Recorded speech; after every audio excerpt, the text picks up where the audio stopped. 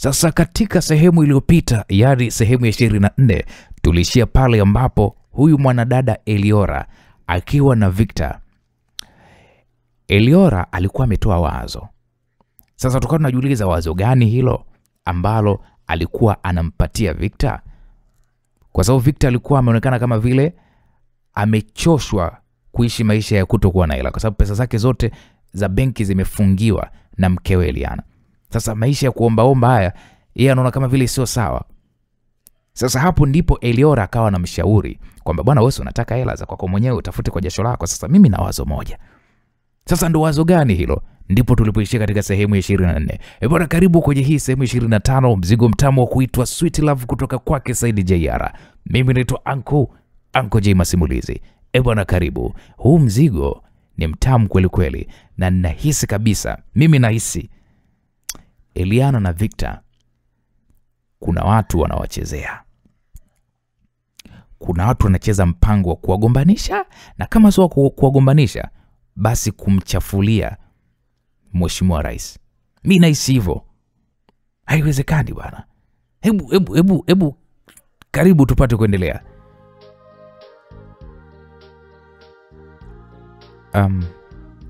Niwe tu mkweli. Unajua simjui kiundani mke wako kwamba ana tabia gani zaidi ya tu kumuona tu kwenye TV na muona tu mitandaoni, lakini kama shida yako ni kuwa na pesa ambayo unaipata kwa jasho lako, mimi kwa upande wangu naona fursa bado unayo. Japo sijui kama unaweza ukakubali wazo langu Victor. Eliora, wazo gani hilo? Yaani umeona hii nyumba ambao umeniweka mimi hapa? Hii nyumba ni kubwa. Unaweza kupangisha upande mmoja na kisha ukawa unapata pesa kupitia kodi. Lakini pia kama uko tayari, ongea na baba yako akupatie mtaji ufungue mgahawa wa kisasa. Na kisha nifanye mimi ndo meneja wako. Natumai kwamba unajua uwezo wangu kwenye kazi kama hizo. Na uhakika utapata mapato mazuri tu. Sema sijui sasa kama unaweza kuwa ukavutiwa na haya mawazo yangu. Hapo Victor alitulia kwanza kimya kwa muda huku akiwa anafikiria, na ndipo akasema, unajua una mawazo makubwa sana Eliora. Sijui ni kwa nini sikuliwaza hilo kabla. Sasa hebu tufanye hivi. Mimi nitachukua mtaji kwa bi mkubwa na kisha tutafungua huo mgahawa. Au unasemaje? Hapo tutakuwa umetisha sana. Naam. Basi wakaendelea kupiga story nyingine za hapa na pale. Victor, unajua kila alipokuwa anakutana na Eliora, moyo wake ulikuwa unafarijika sana kwa kupata amani ya moyo. Kweli bana, baada ya siku kadhaa walifanikiwa kufungua mgahawa wa chakula maeneo ya Kigamboni, Mji Mwema. Mgahawa huo ulikuwa uko pande za ufukweni mwa bahari. Kwa kuwa mama yake alimpatia pesa ya kutosha, Victor aliweza kutengeneza mgahawa wa kisasa. Ulikuwa na sehemu ya VVIP, VIP pamoja na sehemu ya kawaida. Ulikuwa ni mgahawa wa kisasa wenye vyakula vya kila aina kutoka sehemu mbalimbali duniani. Siku ya kwanza ya ufunguzi wa mgahawa wao ilikuwa ni neema kubwa sana kwao, kwani waliweza kupata wateja wengi mno. Wateja waliona picha za mgahawa huo kupitia mitandao ya kijamii. Hakika Eliora alikuwa ni mchapakazi hodari mno. Akiwa kama meneja wa huo mgahawa, alihakikisha kila kitu kinakwenda kisasa ili kuweza kuvutia wateja. Kadiri siku zilivyokuwa zinazidi kwenda, ndivyo kijana Victor alikuwa kivutiwa zaidi kwenye biashara hiyo ya mgahawa. Mwisho aliona tu ni bora afanye uwekezaji mkubwa huko. Kwa kuwa alikuwa ni mtoto wa waziri mkuu, Victor kwake haikuwa shida kupata mkopo kutoka benki moja binafsi hapa nchini. Aliweza kuchukua mkopo ambapo alifanya maboresho makubwa sana kwenye huo mgahawa. Safari hii haukuwa mgahawa tu, bali walisafisha lile eneo la ufukwe na kulifanya kuwa ni beach, ambapo watu mbalimbali walikuwa wakienda pale kwa ajili ya kuweza kuogelea. Katika kipindi chote hicho, Victor hakuwahi kuwaambia wazazi wake ya kwamba meneja mkuu wa mgahawa wake ni Eliora, binti aliyefanana sana na mkewe. Kwa kuwa mkewe alikuwa akiishi Ikulu, yeye hakuwa sababu ya kuishi peke yake kule nyumbani kwake Kunduchi. Hakuona hiyo sababu. Aliamua kuweza kuhamia Tuangoma alipokuwa kamweka Eliora. Hivyo walianza kuishi pamoja kana kwamba ni wanandoa, yani Eliora na Victor wakawa wanaishi pamoja. Siku moja majira ya mchana, Eliora akiwa yuko ofisini kwake kule kwenye mgahawa Kigamboni Mji Mwema. Msaidizi wake alikuja pale na kumwelezea kuwa kuna mtu amekuja anataka kuonana naye. Huyo mtu anaitwa Eliana. Eliora aliposikia tu jina hilo, tayari alielewa kwamba aliyekuja hapo hakuwa mtu mwingine bali alikuwa ni Eliana, mke wa Victor. Kwa kuwa hanajua Eliana kaja pale kwa lengo gani, aliamua kuweza kutoka nje kwa ajili ya kumfuata mahali alipokuwa.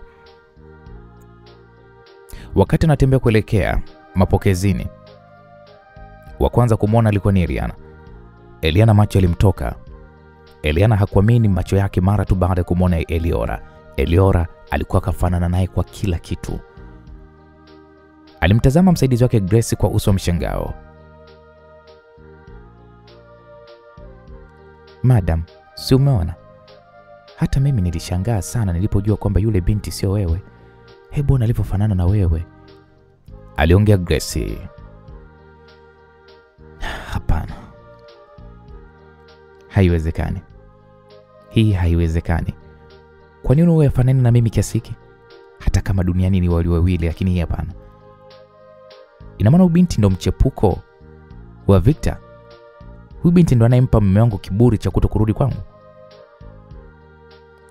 Lakini Grace, mbona huyu Eliora wa kwenye picha ambaye yupo kwenye simu yangu ni tofauti na huyu unayemwona hapa?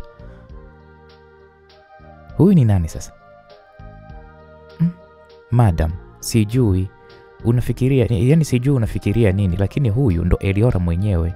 Nadhani yule wa kwenye simu ni mtu mwingine ambaye watu waliokuletea taarifa labda huenda walikosea. Kwa nini unasema hivyo Grace?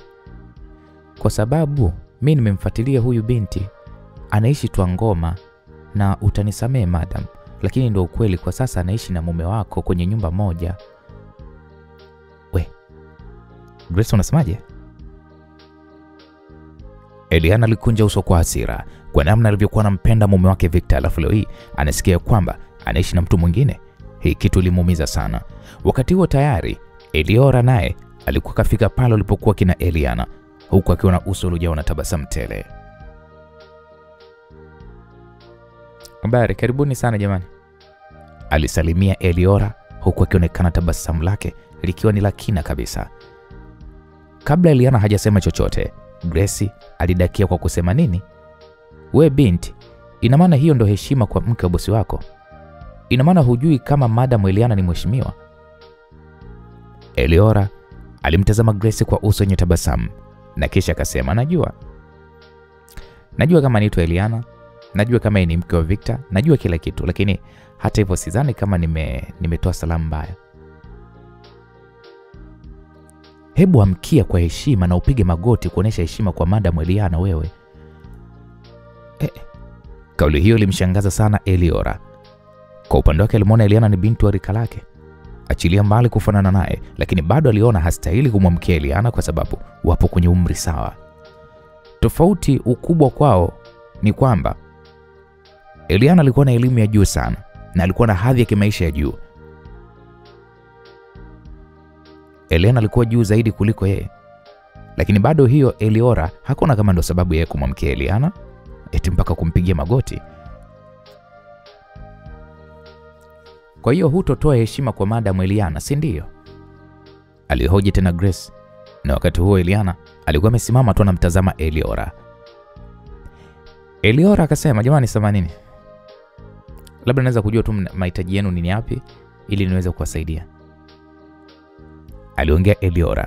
Grace alitaka kusema neno, lakini Eliana alimkata kauli kwa ishara ya mkono. Eliana alimsogelea karibu zaidi Eliora na kisha akamwambia, andaa red wine pamoja na wewe mwenyewe ukiwemo, nataka kuzungumza na wewe.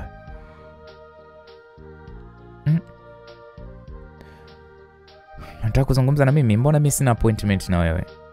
Labda kama ni swala la kibiashara hapo sawa, naweza nikakusikiliza. Sasa unafikiri nimekuja hapa kuongelea nini kama sio biashara? Okay, basi sawa, karibu ofisini kwangu. Taratibu Eliana na Eliora walianza kuelekea ofisini huku Grace akiwafuata kwa nyuma. Walipoingia ofisini, Eliora aliagiza pale kinywaji ambacho Eliana alikihitaji, na baada ya kinywaji kuweza kuletwa, mazungumzo yalianza. Eliora, una muda gani kwenye huu mgahawa? Aliuliza Eliana. Eliora akajibu, na miezi 4. Kwa hiyo wewe ndo meneja hapa, si ndio? Yeah. Eliana alimwangalia Eliora kwa macho ya dharau na kisha akamwambia,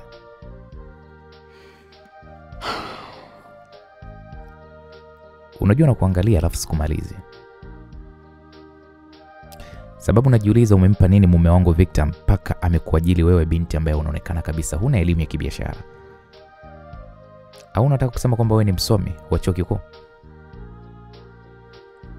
Naam, ingawa kali hiyo ilimuuma sana Eliora kwa kuona kwamba sasa hapa anadharauliwa, lakini hata hivyo bado hakutaka kuonesha ukorofi kwa Eliana.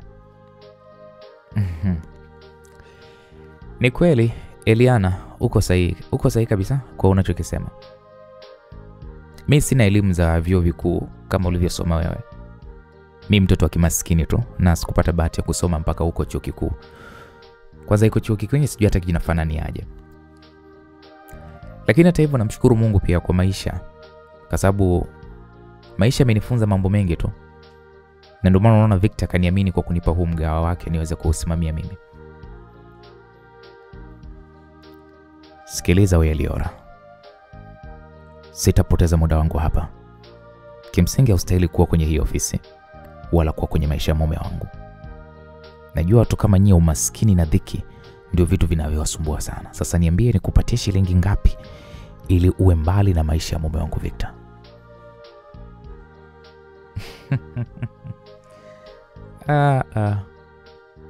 Eliana, sijui unataka nini, lakini kama ni kuniweka mbali na Victor, hilo ni jambo ambalo haliwezekani. Na haliwezekani kwa sababu Victor ni zaidi ya boss. Victor ni mtu wa muhimu sana kwenye maisha yangu. Natumai hata ukimuuliza mwenyewe atakuthibitishia hilo. Unasemaje wewe? We kama nani mpaka uwe mtu muhimu sana kwenye maisha ya mume wangu Victor? Mimi ni mtu tu kama watu wengine. We sio mtu tu, bali we ni kopi yangu. Kama unadhani unamteka mume wangu kihisia kwa sababu umefanana na mimi, hilo sahau kabisa kwenye maisha yako, kwa sababu mimi bado sijafa, niko hai.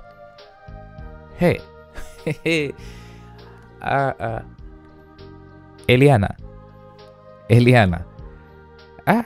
Kwanza hapo nicheke. Ngoja kwanza nikufahamishe kwamba mimi sio kopi yako. Na mimi sio tu kopi yako wewe. Mimi sio kopi ya mtu yoyote kwenye hii dunia. Alafu kuhusu huyo mume wako Victor, mimi sina hata mahusiano naye.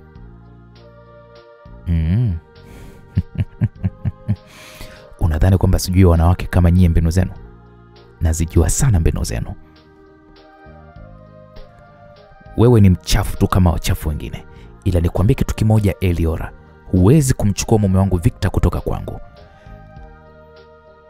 Na hapo ofisini utaondoka.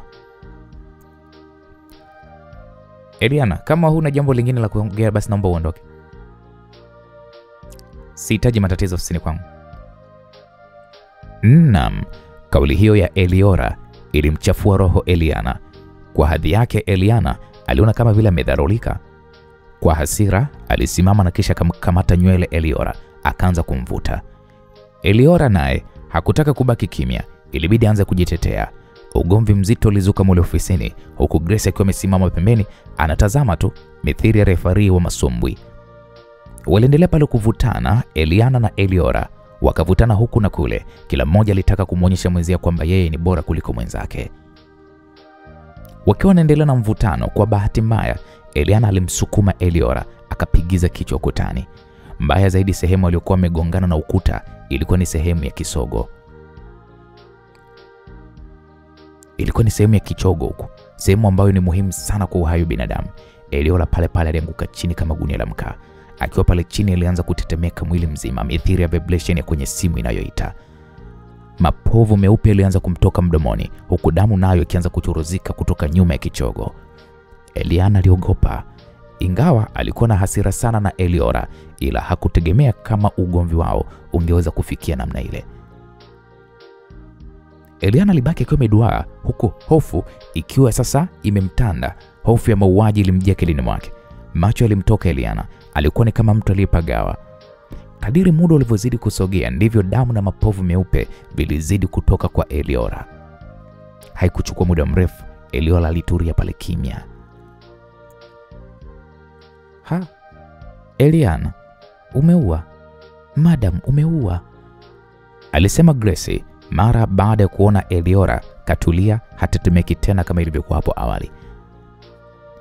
Eliana alianza kulia kwa uchungu sana, huku akiamini kuwa sasa maisha yake yamekwisha, kwani kesi ya mauaji kwa Tanzania ilikuwa ni hukumu mbili tu, aidha kifungo cha maisha gerezani au kunyongwa hadi kufa. Grace ilibidi amshika mikono Eliana na kisha akaanza pale kumwambia kwamba Eliana, madam, hebu nitazame. Nitazame bosi. Ona babako, wewe ni mheshimiwa rais. Hakuna atakayeweza kukufunga wewe. Kuwa na amani, kila kitu kitakuwa sawa. Grace, huyu mwanamke amekufa. Hii kesi ya jinai, alafu unanipa moyo. Maisha yangu yameharibika. Mwanangu sijui ataishije Grace. Madam, hakuna kilichoharibika. Hebu niamini mimi basi ninachokwambia. Kwa ajili ya mtoto wako unatakiwa kuwa shupavu. Hakuna atakaye kufunga wewe, sawa? Hebu kwanza simama na kisha tuondoke hapa haraka. Grace alimshika mkono Eliana na kisha hao wakatoka mle ofisini. Ili kuzuia watu kujua mapema kilichotokea mle ofisini, Eliana na Grace walipotoka ofisini walijifanya kama vile wapo kawaida tu, na moja kwa moja walikwenda mpaka kwenye parking ya magari, ambapo walipanda kwenye gari walilokuwa wamekuja nalo na kisha wakamwamuru dereva awarudishe Ikulu haraka sana iwezekanavyo. Njiani Eliana alionekana kuwa na hofu sana, lakini Grace alijitahidi sana kumtuliza. Wakati huo sasa, msikilizaji, tukija tu ngoma, alipata kuonekana kijana Victor alikuwa yuko sebleni huku akiwa anaangalia runinga, lakini ghafla runinga ilianza kurusha habari iliyomshtua sana. Habari hiyo haikuwa nyingine bali ni mgahawa wake kuteketea kwa moto mchana kweupe. Victor hakuamini macho yake kama mgahawa wake umeteketea kwa moto, wakati ndio kwanza ulikuwa umeanza kumletea mafanikio. Haraka sana alishika pale simu yake na kumpigia Eliora, lakini simu ya Eliora ilikuwa haipatikani. Hofu ilizidi kumtanda juu ya usalama wa Eliora pamoja na watu wengine. Alijaribu kupigia pale wafanyakazi wengine, lakini sivyo bahati, kila namba aliyokuwa anapiga ilikuwa haipatikani. Nyingine zilikuwa hazipokelewi. Haraka sana, akiwa na nguo za kushindia ndani, aliingia kwenye gari lake na kisha kwa kasi ajabu alianza safari kuelekea huko Kigamboni, maeneo yalipokuwa mgahawa wake. Victor alipofika hakuamini macho yake. Maskini ya Mungu, mgahawa wake wote ulikuwa umeteketea kwa moto. Pamoja na jeshi la zimamoto kufika pale kwa wakati, lakini bado hawakufanikiwa kuokoa chochote kilichokuwa ndani ya ule mgahawa. Kwa hali aliyokuwa nayo Victor, wala hakujali utepe wa polisi uliokuwa umewekwa kuzunguka lile eneo la ajali. Aliruka na kisha kaanza kusogea pale mbele huku akiwa anaita kwa uchungu mno, Eliora, Eliora, Eliora. Ilibidi polisi sasa wamzuie Victor na kisha wakamtoa kwenye lile eneo. Wakati huo waandishi wa habari nao walikuwa wakirusha pale mubashara tukio hilo kwenye media zao, hasa mara baada ya kujua kuwa aliyekuwa mmiliki wa huo mgahawa ni kijana Victor, mtoto wa waziri mkuu na mkwe wa mheshimiwa rais. Habari za tukio hilo zilisambaa kila kona, kila mtu aliguswa kihisia, kwani kwenye huo moto baadhi ya miili ya marehemu ilipatikana. Hii ilikuwa ni ina maana ya kuwa kuna watu walipoteza maisha yao ndani ya huo mgahawa. Kwa sababu za kiusalama ilibidi polisi wamchukue Victor na kisha walimpeleka nyumbani kwa wazazi wake, yani nyumbani kwa waziri mkuu.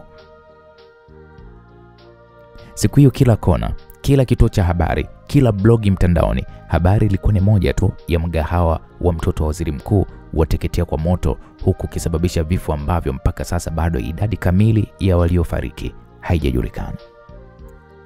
Kwa upande wa Eliana, kwake hali ilizidi kuwa mbaya.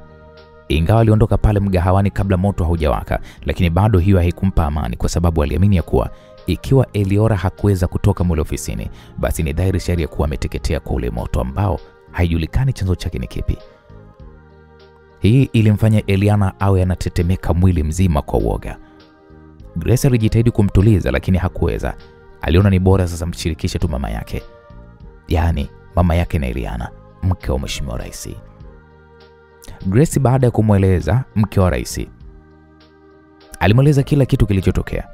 Mama Eliana aliogopa sana.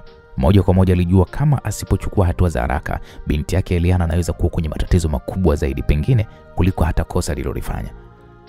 Ilibidi amweleze mume wake kila kitu. Habari hizi zilikuwa ni nzito pale zilipomfikia Mheshimiwa Rais, mtu ambaye alikuwa ni raia namba 1 wa kuhimiza haki nchini.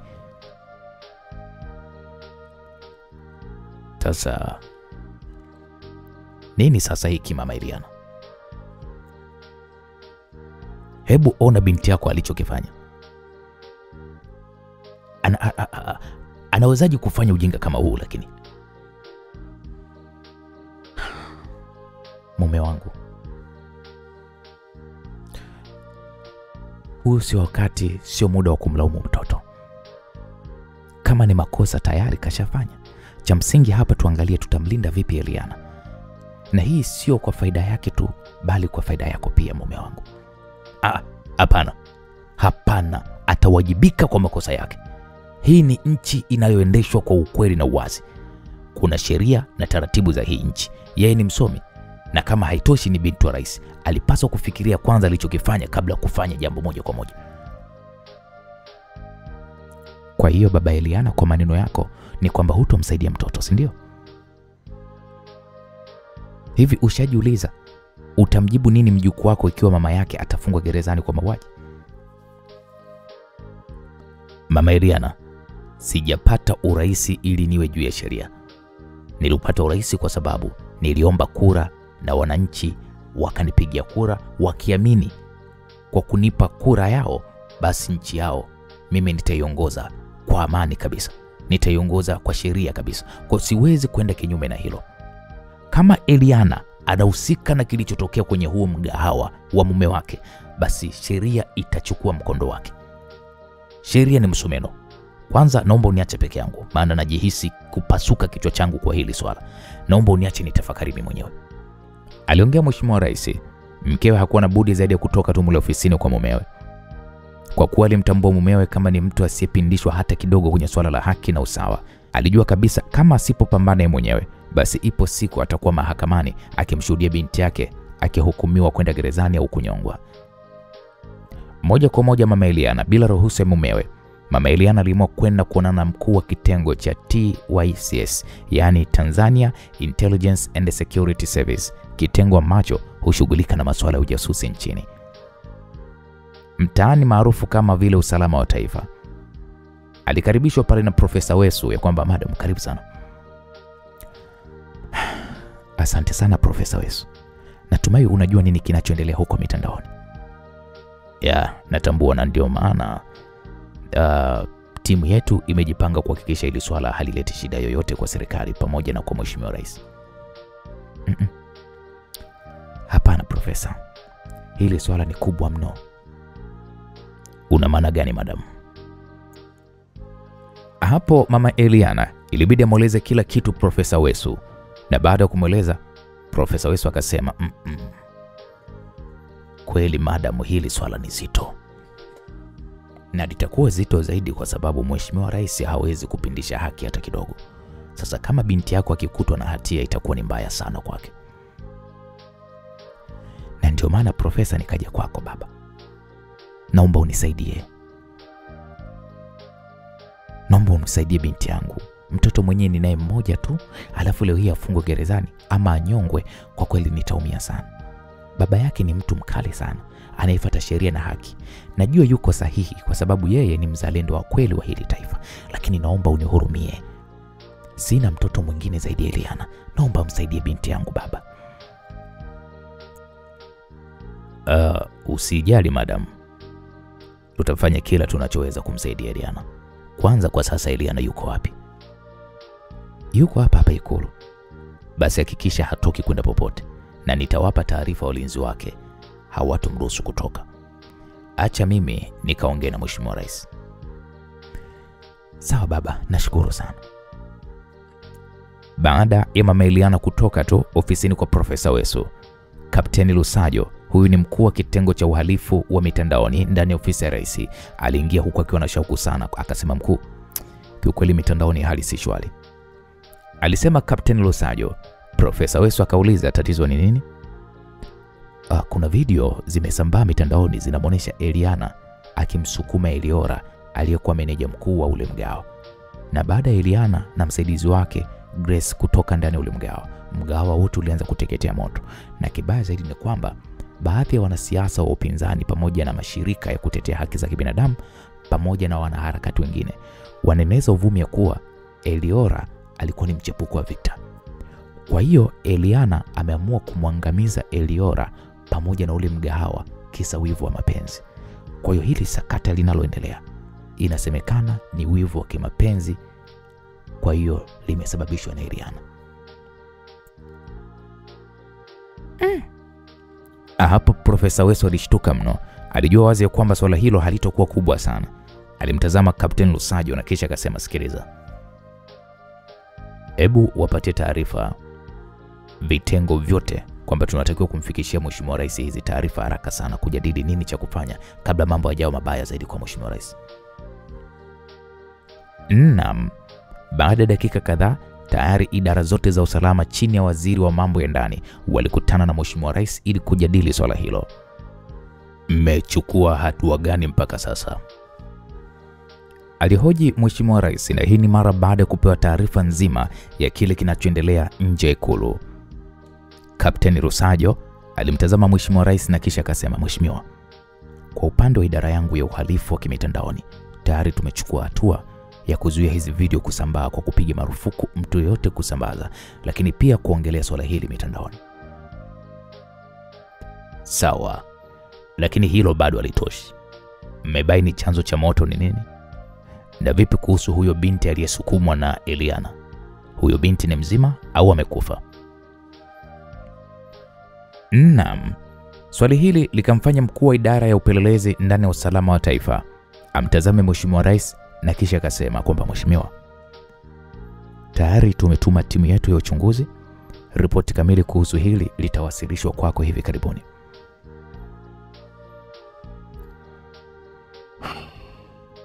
Hebu shekeni niwaambieni.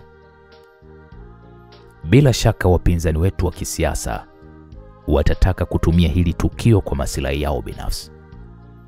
Lazima watataka kutumia hili tukio kuchafua amani na taswira ya nchi. Sasa basi naomba muhakikishe hilo swala halitokei.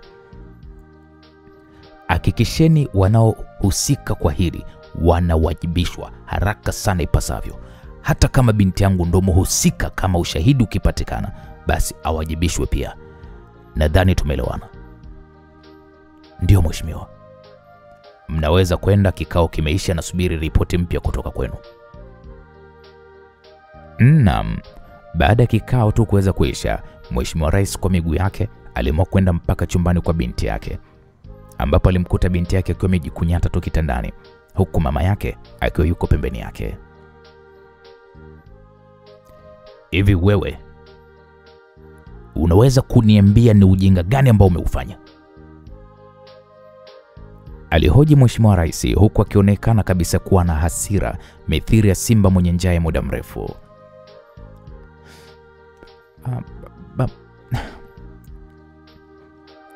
Baba Eliana, nakuomba utulize Jasper.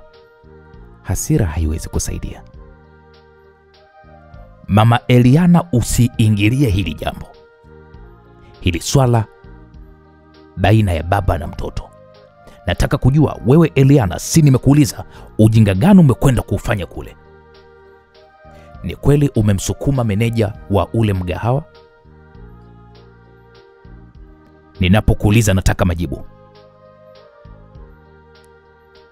Mheshimiwa Rais alipaza sauti, kitendo kilichomfanya Eliana aanze kulia.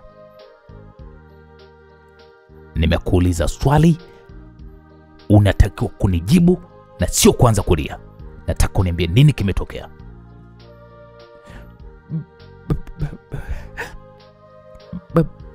Baba,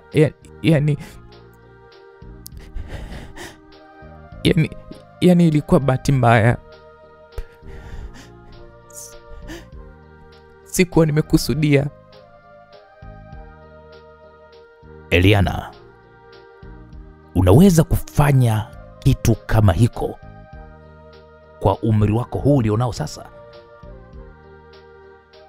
Ina maana hukuwaza hata kidogo athari za jambo ambalo unakwenda kulifanya. Kweli? Unakuwaje mjinga kiasi hiki binti yangu? Kisa mimi baba yako ni mheshimiwa rais, wewe unajiona nani? Unajiona wewe ni Mungu mtu?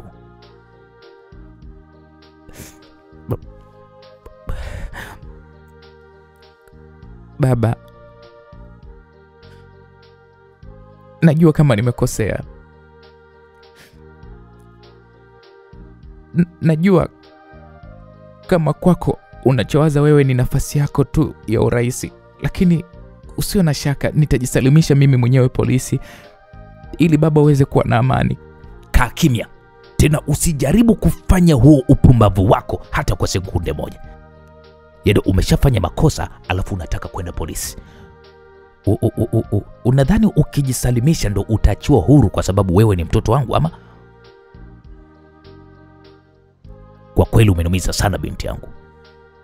Ona sasa matatizo ambayo umeniletea. Hili swala tayari liko kwa wapinzani wangu wa kisiasa na lazima watalitumia hili kuchafua serikali yangu. Kwa kweli umenikera sana. Hapo Mheshimiwa Rais hakutaka kuendelea kuongea na binti yake. Aliamua kutoka nje ambapo aliwafuta kazi pale pale walinzi pamoja na dereva wa Eliana kwa kumruhusu Eliana kufanya kosa kama lile ili hali wao wapo. Wakati huo kule nyumbani kwa Mheshimiwa Waziri Mkuu, Victor alikuwa akizozana na mama yake mara baada ya kuona video zikimuonesha Eliana akimsukuma Eliora. Mama, sunaona mama? Mama, sunaona? Mimi nilijua tu huyu atakuwa ni Eliana mama. Na ndo kafanya haya sasa. Mama, hebu ona sasa. Wale watu wote waliofariki pale kwa moto wamemkosea nini mama? Wanakosa gani? Yaani kwa wivu wake wa kijinga tu anakuja kuua watu wasiokuwa na hatia mama. Mama, hivi ni kweli? But that is too much. Mama, kwa hili siwezi kumwacha Eliana. Lazima nimfunge gerezani. Mama, Eliana sio binadamu. Hafai hata kuishi na wanyama pori mama.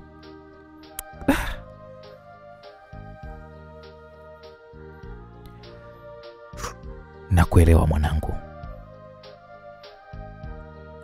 Nakuelewa kijana wangu. Lakini kumbuka huyo unayemsemea hivyo ni mama wa mtoto wako.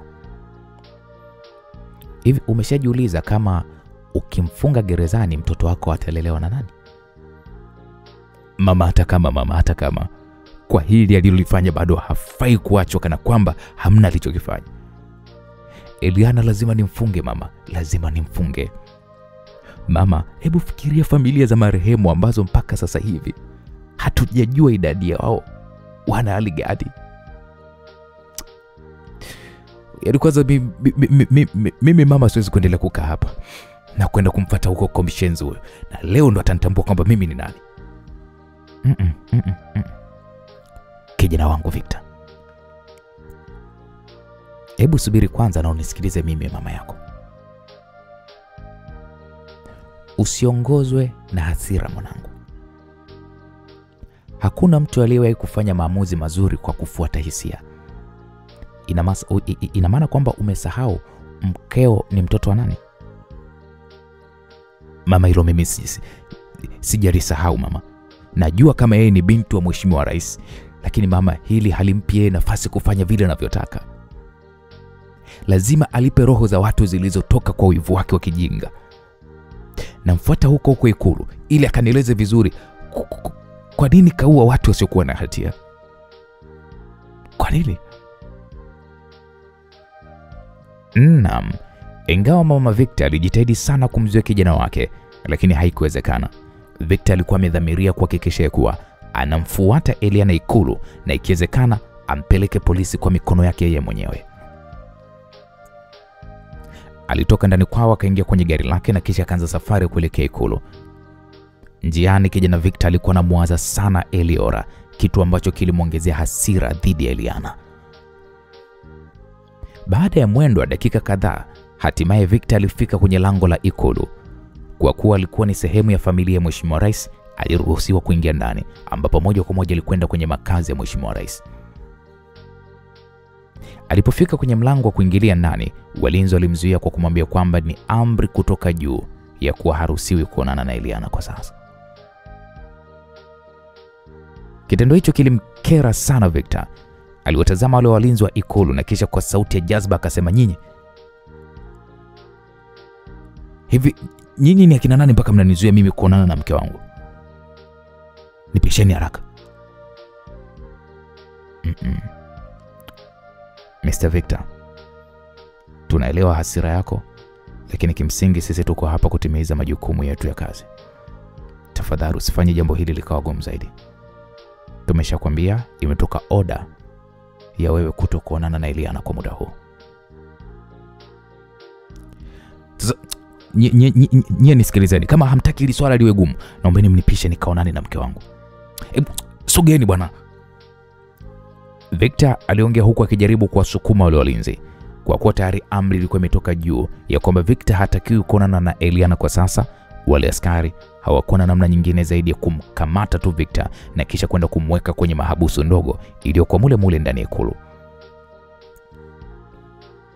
Akiwa mule ndani, rafiki yake Kasimu ambaye pia alikuwa ni mfanyakazi ndani ya ofisi ya rais alikuja. Kaka, vipi tena, mbona uko huku mahabusu? Kasimu, fanya kitu, nataka kutoka hapa. Usijali, kutoka utatoka, kwa sababu nimeshaongea na mkuu wa ulinzi. Kwa hiyo tutatoka hapa, lakini kwa sharti moja tu, hutakiwi kuonana na mkeo kwa sasa. Kwa nini unizuie mimi kuonana na Eliana? Victor, hili swala sio jepesi kama vile unavyodhani. Kumbuka hapa tunamwongelea mtoto wa rais. Nisikilize Kasimu, hakuna mtu aliyejua hakuna mtu ambaye anatakiwa kuwa juu ya sheria. Kama kafanya makosa lazima awajibike.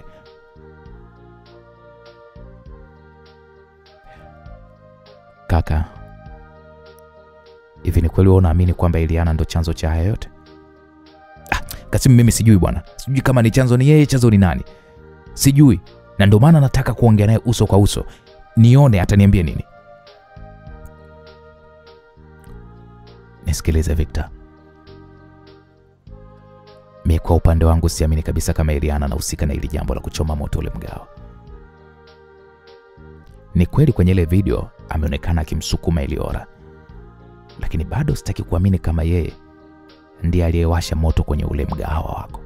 Sawa, sikatai anaweza kawa labda amegombana na Eliora kwa wivu wa kimapenzi, lakini kwenye kuchoma moto ule mgahawa siamini kama Eliana anaweza kufanya hivyo. Unataka kumaanisha nini Kasimu? Ninachokimaanisha kaka, huenda kuna mtu au kuna watu ambao ni wengine kabisa wako nyuma ya huu mpango. Kwa hiyo mke wako huenda anatumika tu kama chambo pasipo yeye mwenyewe kujijua. Kwa hiyo Kasimu, nadhani ni nani ambaye atakuwa amefanya hivi? Sina uhakika kaka. Ile inawezekana wakawa ni wapinzani wa serikali au maadui wa Mheshimiwa Rais, au pia inaweza kuwa hata ikawa ni nchi nyingine ndio imehusika kwenye hili swala. Lengo ni kuchafua tu amani ya nchi yetu. Kwa hiyo Kasimu, nashauri nifanye nini kaka? Maana mpaka sasa hivi sijui kama Eliora ana hali gani huko hospitalini. Maana nina uhakika kabisa tayari mama yake atakuwa ameshapata taarifa kile kilichotokea kwa binti yake. Victor, kifo ni yake kila mwanadamu. Najua inauma sana, lakini hakuna namna nyingine Victor. Kama kungekuwa kuna njia ya kuwarudisha hai wapendwa wetu, tungefanya hivyo, lakini isivyo bahati hilo haliwezekani. Cha muhimu hapa ni kujua tu chanzo cha moto ni nini. Na kama moto ule uliwashwa makusudi, kwamba kuna mtu au watu, inatakiwa tujue hao watu ni akina nani na kwa nini wamefanya hivyo. Basi sikiliza Kasimu, twende kwenye eneo la tukio, tukafanya uchunguzi, tujue nini chanzo cha ule moto. Unajua Victor, nilikuwa huko muda uliopita. Kwa sasa wewe umesimamishwa kazi ndani ya ofisi ya rais. Kwa hata kama ukienda pale kwenye lile eneo la tukio, hutaweza kupewa nafasi ya kuingia ndani. Na isitoshe polisi wa kawaida pamoja na usalama wa taifa wako pale wakifanya uchunguzi wao. Kwa hiyo itakuwa ni ngumu sana kwa wewe kuweza kuingia ndani. Hapo Victor alitulia kwanza kwa muda akiwa anafikiria, na ndipo akapata wazo. Kasim, nimekumbuka. Kuna mzee mmoja huwa anakaa kwenye ufuku wa mgawa wangu. Inabidi tumpate huyo mzee, huenda labda akawa na taarifa nzuri kwa upande wetu. Maana hata wafanyakazi wangu walionusurika kwenye moto wamefichwa na polisi kwa ajili ya uchunguzi. Kaka, sasa hapo ndio umeongea. Kama unajua mahali pa kumpata huyo mzee, twende, kuliko kuendelea kufanya tu fujo hapa Ikulu, haitosaidia chochote kile. Naam, Victor na Kasimu waliamua kuweza kuondoka pale Ikulu, na moja kwa moja walifunga safari mpaka Mabibo, mahali ambapo huko yule mzee alikuwa anaishi. Haikuwa shida kwa wao kufika nyumbani kwa huyo mzee, kwa sababu mara kadhaa Victor alikuwa akimpeleka yule mzee nyumbani kwake kwa gari lake. Hivyo alikuwa anapajua vizuri tu. Na kweli baada ya kufika walimkuta yule mzee akiwa ameketi uwani mwa nyumba yake, huku akiwa yuko na kiko yake mdomoni akivuta tumbaku. Baada ya salamu, kijana Victor alianza pale kuongea na yule mzee.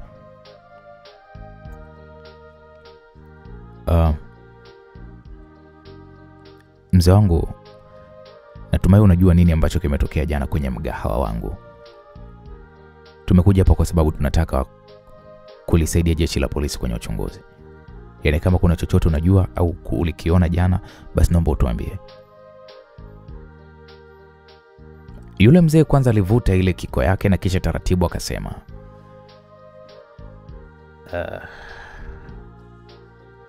Victor kijana wangu, unataka nikwambie nini? Uniambie chochote tu kile babu. Kiukweli macho yangu mimi macho haya tayari yameshazeeka. Kwa hiyo sina uoni mzuri.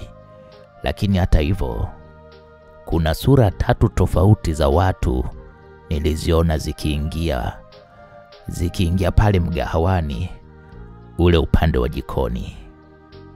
Walikuwa wanaume wawili. Kwa juu walikuwa wamevalia tisheti zenye nembo ya kampuni ya gesi. Nadhani walikuwa wamekuja kubadilisha mitungi ya gesi iliyoisha kule jikoni.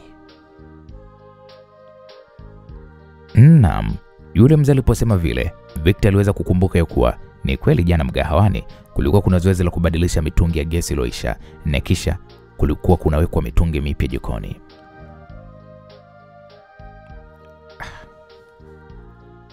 Kwa hiyo babu, hao wanaume ukiwaona hivi sura zao unaweza ukawatambua?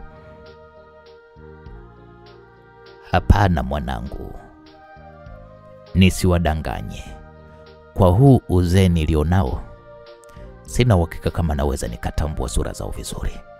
Isipokuwa kuna vitu viwili siwezi kuvisahau. Vitu gani hivyo babu?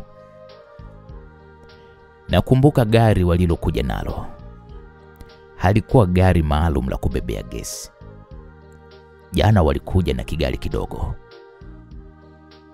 Vigari hivi mmezoea kuita kiriku. Hivi vigari vya kubebea mizigo. Ndio babu, unavijua? Sasa ndo walikuja na hicho kimoja kina rangi nyeupe. Plate number za ile gari ilikuwa imeanzia na namba 8, alafu inaishia na herufi N. Hivyo ndo vitu pekee nilivyoona na vitu pekee ambavyo navijua wanangu. Maana baada ya hapo mimi nilienda zangu feri. Nikiwa huko ndo nikasikia kuwa mgawa wako wote umewaka moto.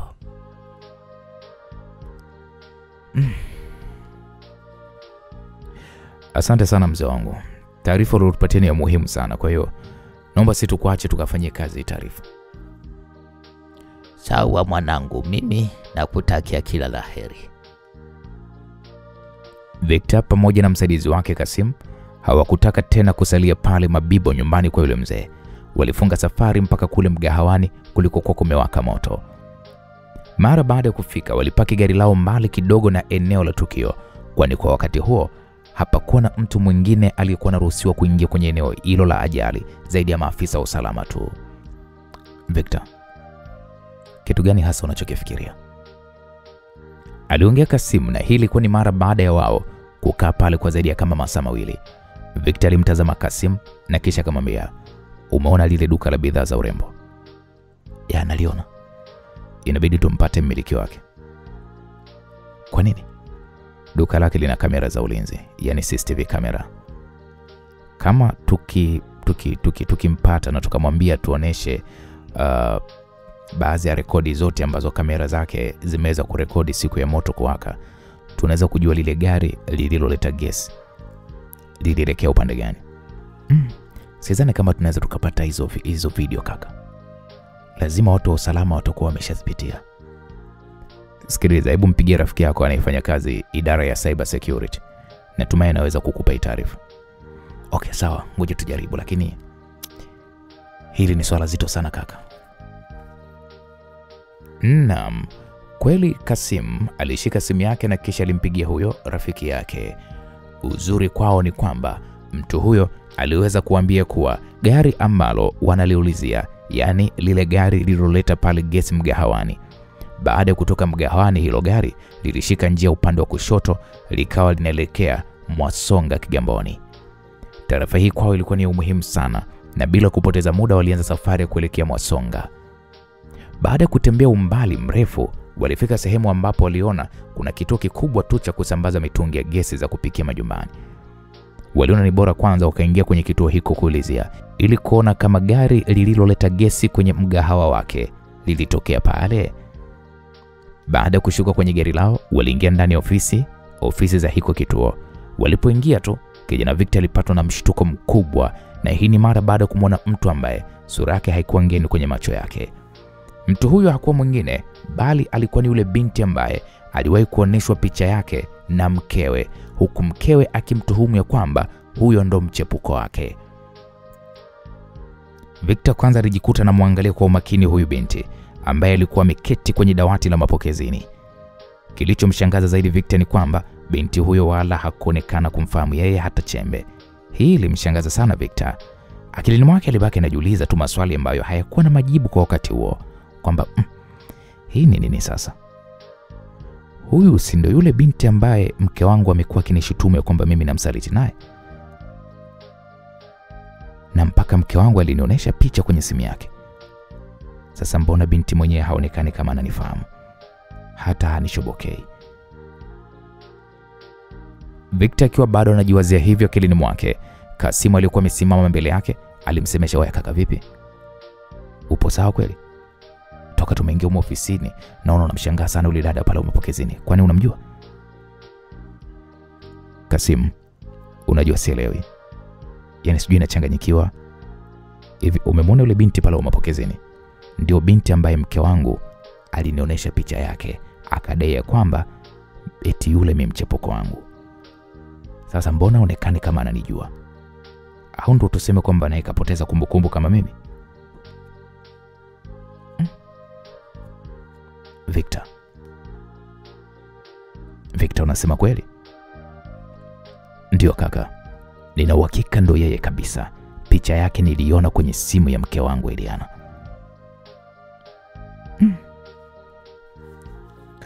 Victor, hebu sikiliza. Tumfuate pale tukaongee naye kwanza. Taratibu walipiga hatua mpaka kwenye ile meza ya mapokezini. Walipofika tu, yule binti aliwapa salamu ya heshima huku akidhani kwamba ni wateja wapya wamekuja kununua gesi. Hii iliwafanya Victor na Kasimu watazamani kwanza kwa muda, na kisha Victor akasema, "Samahani dadangu. Mimi naitwa Victor Mazanda. Hunikumbuki?" Yule dada alimtazama Victor kwa uso wa kutafakari na kisha akasema, "Samahani sana kakangu. Kikweli hapa dukani kwetu unajua wateja ni wengi wanaokuja, kwa hiyo so rahisi kwangu kumkumbuka kila mteja anayekuja. Ila kama ulishawahi kujisajili kwenye huduma yetu, basi unitajie tu namba ya kitambulisho chako nitakuona." Victor alichoka Victor kawa hoi. Kwake hii ilikuwa ni swala jingine jipya, kwa sababu aliamini kabisa huenda kuna mtu yupo nyuma ya haya yote yanayotokea kwenye maisha yake. Kwanza ilikuwa ni ajali yake mbaya ya gari, alafu sasa mgahawa wake umeteketea kwa moto, na mhanga mkuu kwenye hili swala la mgahawa wake inasemekana ni Eliana, kipenzi chake. Hii Victor ilianza kumfanya anze kuhisi kabisa kwamba kuna mchezo unafanyika kwa lengo la kumwangamiza yeye na mkewe.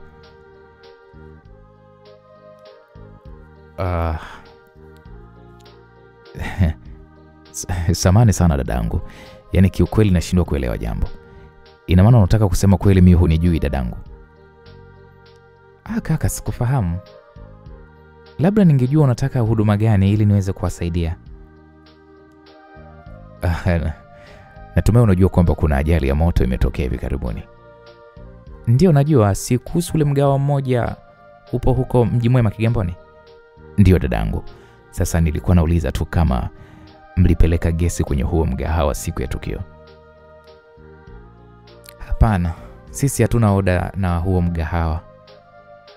Okay, sawa. Je, kuna kituo kingine cha kusambaza mitungi ya gesi huko? Kakangu, hapana. Kwa huu unaona ukanda wote huu, hiki ndio kituo kikubwa. Labda kama unataka, mawakala wetu wao ndo hapo kila eneo wamezagaa. Hapana dadangu. Basi sawa, nashukuru. Okay, karibuni tena. Victor na Kasim walitoka mule ndani, Victor akiwa bado na mawazo sana juu ya yule binti. Waliporudi kwenye gari lao, kabla ya kuweza kuingia ndani ya gari, waliona kikaratasi kidogo kilichokuwa kimebandikwa kwenye kioo cha mbele cha gari lao. Tena kilikuwa kimebandikwa kwa gundi. Victor na Kasim wote walishangaa, kwa maana wakati wanashuka hapakuwa na kikaratasi chochote kilichobandikwa kwenye gari yao. Victor akachukua kile kikaratasi akakifungua, na baada ya kukifungua alikutana na ujumbe ambao ulimshtua sana. Ujumbe huo ulikuwa ukisomeka, kama unataka mwanao aendelee kuishi, basi acha kutufuatilia. Victor alishtuka, hakujua ni nani ameweka kikaratasi kile pale na kwa nini kaweka. Mapigo yake ya moyo yalianza kumwenda mbio kwa kuhisi huenda mtoto wake akakutwa na kitu kibaya. Victor, hili swala naona linakuwa gumu sana. Mimi nashauri ni bora ukajitenga nalo. Hii ni kwa faida ya mkeo na mtoto wako. Mimi ninachokiona hapa, kuna nguvu kubwa ya watu kutoka juu. Kasimu, una maana gani kusema hivyo? Victor, kwa uzoefu wangu hapa naona kabisa target ya haya yote wanamharibia Mheshimiwa Rais. Wanajua kama wakigusa familia ya rais moja kwa moja, athari zake zitafika mpaka kwa Mheshimiwa Rais. Kwa hiyo unataka kusema wanaofanya haya ni maadui wa serikali na Mheshimiwa Rais, si ndio? Sina uhakika, ila nadhani iko hivyo. Kasim, nifanyaje sasa kaka? Maana najisi kama vile kuchanganyikiwa. Usijali Victor, kwa sasa turudi kwanza nyumbani kwenu. Alafu kuhusu mke wako na mtoto wako, wala hata usijali kuhusu hilo, kwa sababu wapo Ikulu.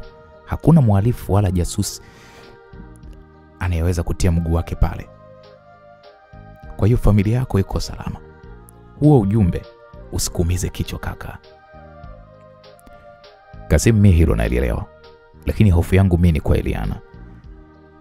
Vipi kama akikutwa na hatia? Ina maana kwamba atakumbwa na kesi ya kujibu, na mbaya zaidi ni kwamba itakuwa ni kesi ya mauaji. Sipo tayari kuona mtoto wangu anakuwa bila mama yake. Victor, unajua Victor, mimi nakuelewa kaka, nakuelewa. Lakini kwenye hili huna namna zaidi ya kutulia kwanza. Kama ni kesi iko chini ya polisi pamoja na maafisa wa usalama wa taifa, hapo wewe huna unaloweza kulifanya kaka. Huwezi kuingilia uchunguzi kwa namna yoyote ile. Hapana Kasim, siwezi kukaa kusubiri hatima ya familia kutoka kwa mikono ya watu wengine ambao sijui kama ni wema au la. Kwa sasa turudi kwanza nyumbani na kisha tutafikiria nini cha kuweza kufanya. Naam, Victor na Kasimu waliingia kwenye gari na kisha hao wakaondoka zao. Wakati huo, msikilizaji, tukija ndani ya ikulu, mrembo Eliana akiwa na mawazo alikuwa yuko chumbani kwake pamoja na msaidizi wake Grace. Grace, naogopa sana. Naogopa Grace. Ina maana kwamba mimi nitafungwa gerezani. Hasa mtoto ataishije? Mimi sijawasha moto kwenye ule mgawa. Eliana, wala huna haja kuniambia hilo mimi. Binafsi mimi naelewa kabisa wewe kwamba huhusiki. Ni vile tu kuna watu wanataka kukuangushia jumba bovu kwa maslahi yao binafsi. Lakini naamini ya kwamba jina lako litasafishwa tu. Grace, jina langu litasafishwa kivipi? Vipi kama unaotaka kuniangamiza wanatoka humo ndani ya ikulu? Hapana. Kwa hilo mimi sidhani. Wafanyakazi wa ikulu ni watiifu. Yaani sidhani kama kuna mtu mbaya humu ndani. Hapo Eliana alitulia kimya kwanza kwa muda, huku akiwa anatazama picha kubwa ya mtoto wake iliyokuwa ipo ukutani, na kisha akasema, nisikilize Grace. Wanasema kama usipojisaidia wewe mwenyewe, basi ni ngumu sana kupata msaada kutoka kwa wengine. Siwezi kuendelea kusalia tu humu ndani kama ng'ombe ndani ya zizi. We Eliana, una maana gani? Nitatafuta ukweli mimi mwenyewe na kisha nitathibitisha kwa kila mtu ya kwamba sina hatia, ukiacha ya kumsukuma Eliora. Kivipi Eliana? Unajua bado sijakuelewa. Nisikilize Grace. Ninachohitaji kutoka kwako kuanzia hivi sasa ni wewe kuwa jicho langu humo ikulu. Usiku wa leo ninatoroka. Na kama nikiendelea kukaa humo, basi mwisho wangu utakuwa ni wa namna mbili. Ama kifungo cha maisha gerezani au kunyongwa hadi kufa. Eliana, umepagawa nini? Utawezaje kutoroka ikulu? Subiri utaona. Lazima nitoroke. Naomba uwe karibu sana na mama yangu pamoja na mtoto wangu. Na kuomba. Hivi we Eliana, huoni kama kufanya hivyo ndo kutathibitisha kwamba wewe ni mhusika mkuu kwenye ajali ya moto? Sina namna nyingine Grace, yani sina namna nyingine. Siwezi kusubiri mahakama ije kufanya maamuzi dhidi yangu kwa ushahidi wa kuletwa na watu wengine. Vipi kama wabaya wangu wakishinda? Ina maana kwamba mimi nitahukumiwa mahakamani? Lakini baba yako ni mheshimiwa rais. Nani atakuwa ana ujasiri wa kukuhukumu? Nisikilize Grace, sheria ni msumeno Grace. Na kibaya ama kizuri, babangu ni miongoni mwa watu wanaofuata sheria vibaya mno. Yaani kama mahakama ikiamua ndo basi tena hataweza kutengua uamuzi wa mahakama.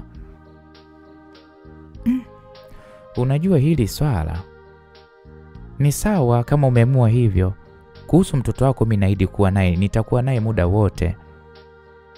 Msikilizaji, muda uliendelea kusogea mbele. Ilipofika majira ya saa 3:10 za usiku, anga la ikulu lilifunikwa na giza nene kama kisasi kilichofichwa ndani ya moyo wa mtu asiaminiwa. Taa za jengo la kaskazini zilikuwa zimepunguzwa mwanga kwa tahadhari ya kawaida ya usalama, lakini hakuna aliyejua kuwa tahadhari kubwa zaidi ilikuwa ndani ya chumba cha wagonjwa wa dharura, ghorofa ya pili, upande wa kulia mwa jumba hilo la ikulu. Eliana alilala chali kitandani, macho yake yakiwa wazi lakini yaliyokufa ndani. Macho ya mtu aliyekuwa amechoka kuishi maisha ya uongo, mtu aliyekuwa kinyimwa hata haki ya kusema ukweli wake. Kwa zaidi ya saa 4 alizuiliwa humo chini ya usimamizi mkali wa madaktari binafsi waliotumwa na baba yake, Mheshimiwa Rais, mara baada ya kujifanya naumwa sana. Eliana alijifanya naumwa sana, kwa akawekwa chini ya uangalizi hapo na matibabu atapatiwa hapo hapo. Lakini hii kujifanya naumwa ulikuwa ni sehemu ya mpango wake wa kutaka kutoroka. Eliana alikuwa na mpango kutaka kutoroka ikulu. Mpango ambao alianza kuhusuka tokea mchana na sasa usiku ndio ulikuwa muda wa utekelezaji wake. Walinzi maalum waliokuwa wamevalia miwani mpaka usiku walikuwa wako macho kumlinda muda wote. Alipohoji kuhusu walinzi hao, aliambiwa kuwa wapo kwa ajili ya usalama wake, lakini moyoni mwake Eliana alijua kuwa amefungwa kama mfungwa wa heshima, mfungwa wa jina. Dakika 14. Alijiambia kimoyomoyo Eliana, huku akihesabu kwa kutumia mapigo ya moyo wake, ndo kama saa. Mpango wake ulikuwa umeiva. Ulikuwa na hatari, lakini ndo pekee uliokuwa umesalia. Alikuwa amejifunza kila mzunguko wa walinzi waliobadilishana doria. Leo usiku, mlinzi aliyekuwa zamu ya lango la nyuma la clinic alikuwa ni Jemedari Mwakipesile, mtu ambaye Eliana alimfahamu alipokuwa kijana wa mafunzo ya kijeshi aliyewahi kumsaidia wakati wa ziara za vijijini miaka miwili iliyopita. Eliana aliguna kwa makusudi na kisha akajikunja ghafla. Alianza kupale kulia kwa sauti kama vile anaipatwa na maumivu yasiyoelezeka. Inauma. Oh no. Alilalama kwa sauti huku akihema kwa nguvu na kujifanya anashika kifua chake. Wauguzi wawili walikuwa kwenye zamu walikimbilia mara moja. Mmoja alimshika shingo yake kumpima mapigo yake ya moyo, mwingine akifuata mashine ya oxygen. Shinikizo lake linashuka. Mmoja aliongea kwa haraka, leta mashine ya moyo haraka. Lakini tayari Eliana alikuwa ameshaanza kucheza na akili zao. Alijua lazima wachanganyikiwe na watalazimika kumhamisha kwenye chumba cha matibabu ya ndani zaidi, au hata kumpigia daktari wa Ikulu. Na kama mpango ulivyo, mlinzi wa lango kuu alitarajiwa kuweza kubadilishwa, na ndio muda wake halisi sasa wa kutoroka. Ndani ya dakika 5 kitanda chake kilianza kusukumwa haraka kuelekea chumba cha uangalizi maalum kilicho nyuma ya jengo la hospitali ya Ikulu. Akiwa bado ameweka mkono kifuani na kujifanya kazimia, aliweza kuona kupitia macho yake yaliyokuwa ameyafumbua kidogo. Akapata kuonana macho kwa macho na mlinzi mpya aliyekuwa amempokea walipoingia kwenye chumba hicho. Hiyo ilikuwa ni ishara ya siri. Mlinzi huyo akatazamana na Eliana kama kwa sekunde 3 hivi, ishara kama wanakonyezana hivi. Lakini hiyo ilitosha kabisa kuashiria kuwa kila kitu kilikuwa kiko tayari. Ni dakika 5 tu za maandalizi, alijiambia hivyo, na kisha nitatokomea kwenye kivuli kama hewa. Baada ya kuingizwa kwenye chumba hicho Eliana, ukimya ulitawala. Kulikuwa kuna mashine 3 za hali ya moyo, mashine ya oxygen na kitanda kimoja kikubwa kilichojazwa mito laini ya rangi ya zambarau. Dirisha lililokuwa upande wa kushoto lilifunikwa na pazia nene la kijivu. Kulikuwa kuna kamera moja ya CCTV pembezoni ya dari, lakini muda huo ilionekana kama vile imeganda hivi, yaani kama ilipata hitilafu.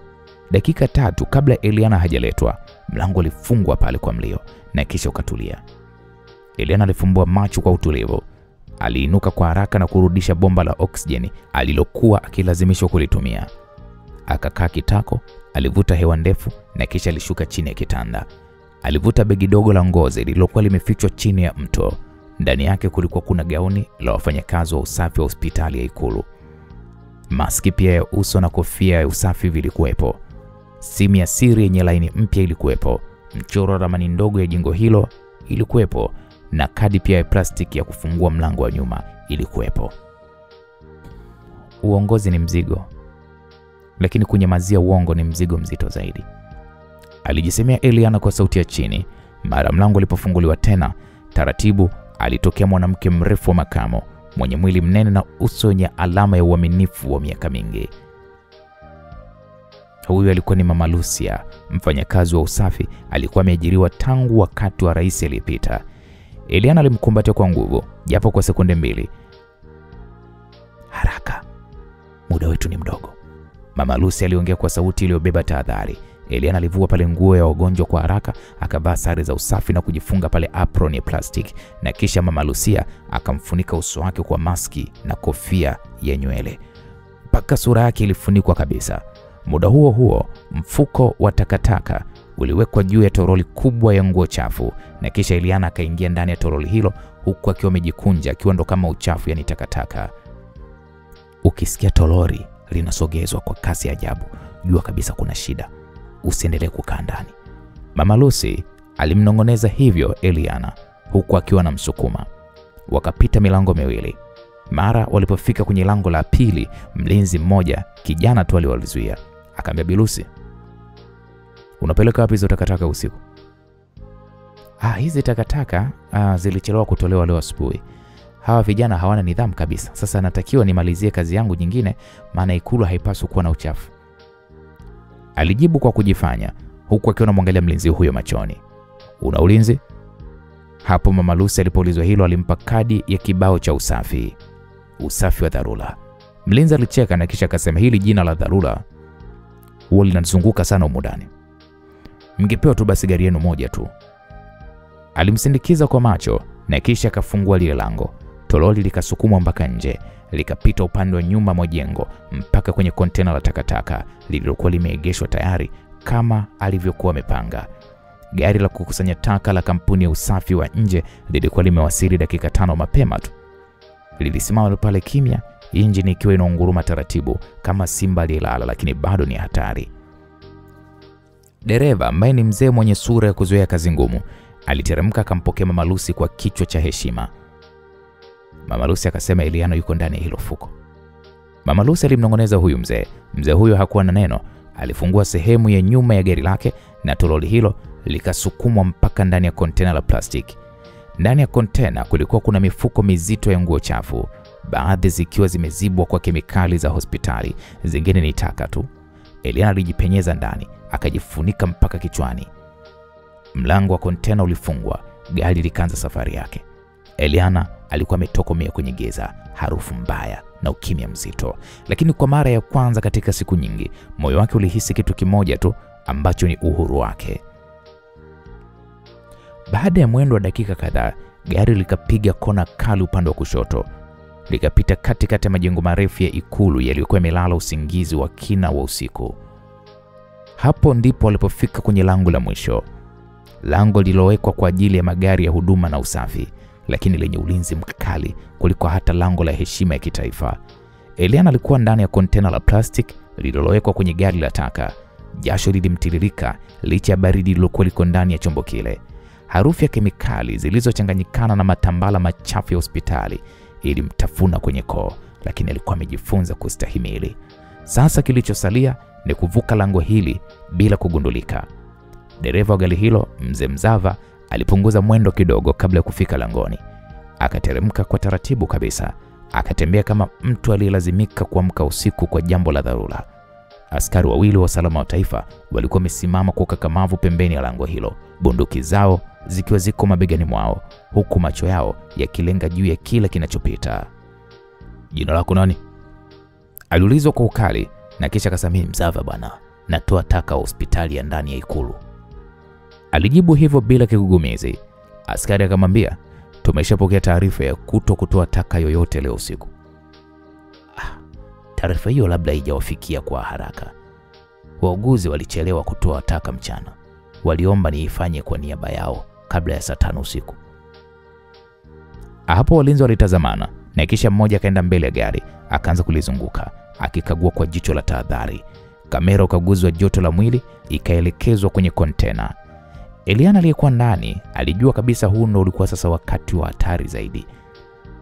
Alijikunja, alivuta pumzi ndefu, alitulia kama maiti ya mtu aliyesaulika. Muda huo mfuko wa plastiki uliokuwa umefunika sehemu alipokuwa amejificha ulikuwa umefungwa na foili maalum ya kupunguza joto. Askari akasogeza kamera yake taratibu juu ya kontena. Akasimama kwanza kwa sekunde kadhaa. Hapo Eliana alihisi tumbo lake likijikunyata kwa hofu ya kifo. Kwa sekunde hizo chache za ukaguzi, dunia yote ilikuwa imezimika kwa Eliana. Hata upumuaji wake aliusimamisha. Na kisha askari akasema, tupatie namba ya ruhusa kutoka hospitalini. Mzee Mzava alitoa simu ya kawaida yenye ujumbe wa maandishi. Ujumbe huo ulikuwa ni bandia lakini wenye kuvutia, kwamba idara ya usafi, fanya usafi na utoaji wa taka zote leo usiku. Dr. Chale ameidhinisha. Hakikisha unatumia lango la jasiri mmoja. Askari alimsindikiza kwa macho ya shaka na kisha akampigia simu mmoja wa wauguzi kwamba Madam Lucy yupo zamu. Aliuliza hivyo yule askari. Mlinzi wa upande wa kliniki alijibu kwa sauti ya kuaminiwa ya kwamba ndio yupo. Alisema atachelewa kidogo kwa sababu ya taka za ghorofa ya pili. Sauti ya pili ya uongo ilikuwa imethibitisha uongo wa kwanza. Basi askari akaruhusu pale, fungoni mlango. Askari aliposema hivyo, mlango mkubwa wenye minyororo miwili uliinuka pale polepole kwa mgurumo wa chuma. ukifungua njia ya kuelekea upande wa pili wa maisha, upande ambao Eliana hakuwa mtoto wa rais wala mfungwa wa jina lake.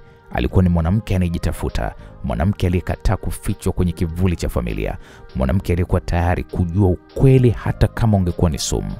Gari likatoka taratibu, likapita njia ya mtaa wa nyuma inayounganisha ikulu na barabara ya ndani ya Chanika.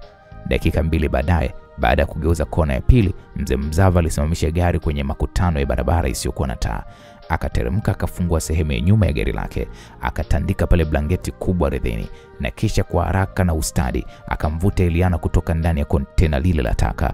Alikuwa hajalewa na harufu wala uoga. Macho yake Eliana ilimulika giza kama taa ya askari wa kale. Alimkumbatia mzee huyu bila kusema neno. Mkono wake mmoja Eliana ulimpatia bahasha ndogo mzee huyu ya kijani iliyokuwa ina pesa taslim na cheni ya dhahabu. Mzee Mzava alikubali kimya kimya, na kisha akamuonesha pale pikipiki ndogo ya matairi mawili iliyokuwa imeegeshwa nyuma ya mti mkubwa wa mkuyu. Akaambia, panda hiyo, ukifika kwa Mama Tawa jitambulisha kwa jina la Tumaini, atakuficha. Eliana akavalia koti refu la jeans, kofia ya pamba na maski nyingine usoni. Akapanda hiyo pikipiki na kisha akaendesha kwa ujasiri wa mtu aliyekaribiana na kifo, lakini bado anataka kufikia mwisho wa barabara. Alikuwa huru kwa mara ya kwanza katika maisha yake. Hakuwa Eliana wa ikulu, alikuwa Eliana anayetafuta ukweli, hata kama ukweli huo ungemgeuza kuwa adui wa dola.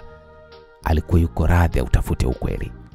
Naam, Eliana hakuwa mzoefu wa kuendesha pikipiki hiyo, lakini hofu ya kukamatwa ilimfanya yeye jasiri kuliko hata askari aliyehitimu kivita.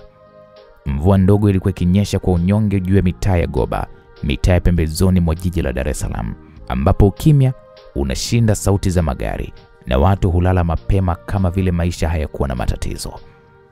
Alifika kwenye nyumba ya tembe iliyojificha nyuma ya msitu mdogo wa mikaratusi. Hapakuwa na taa hata moja.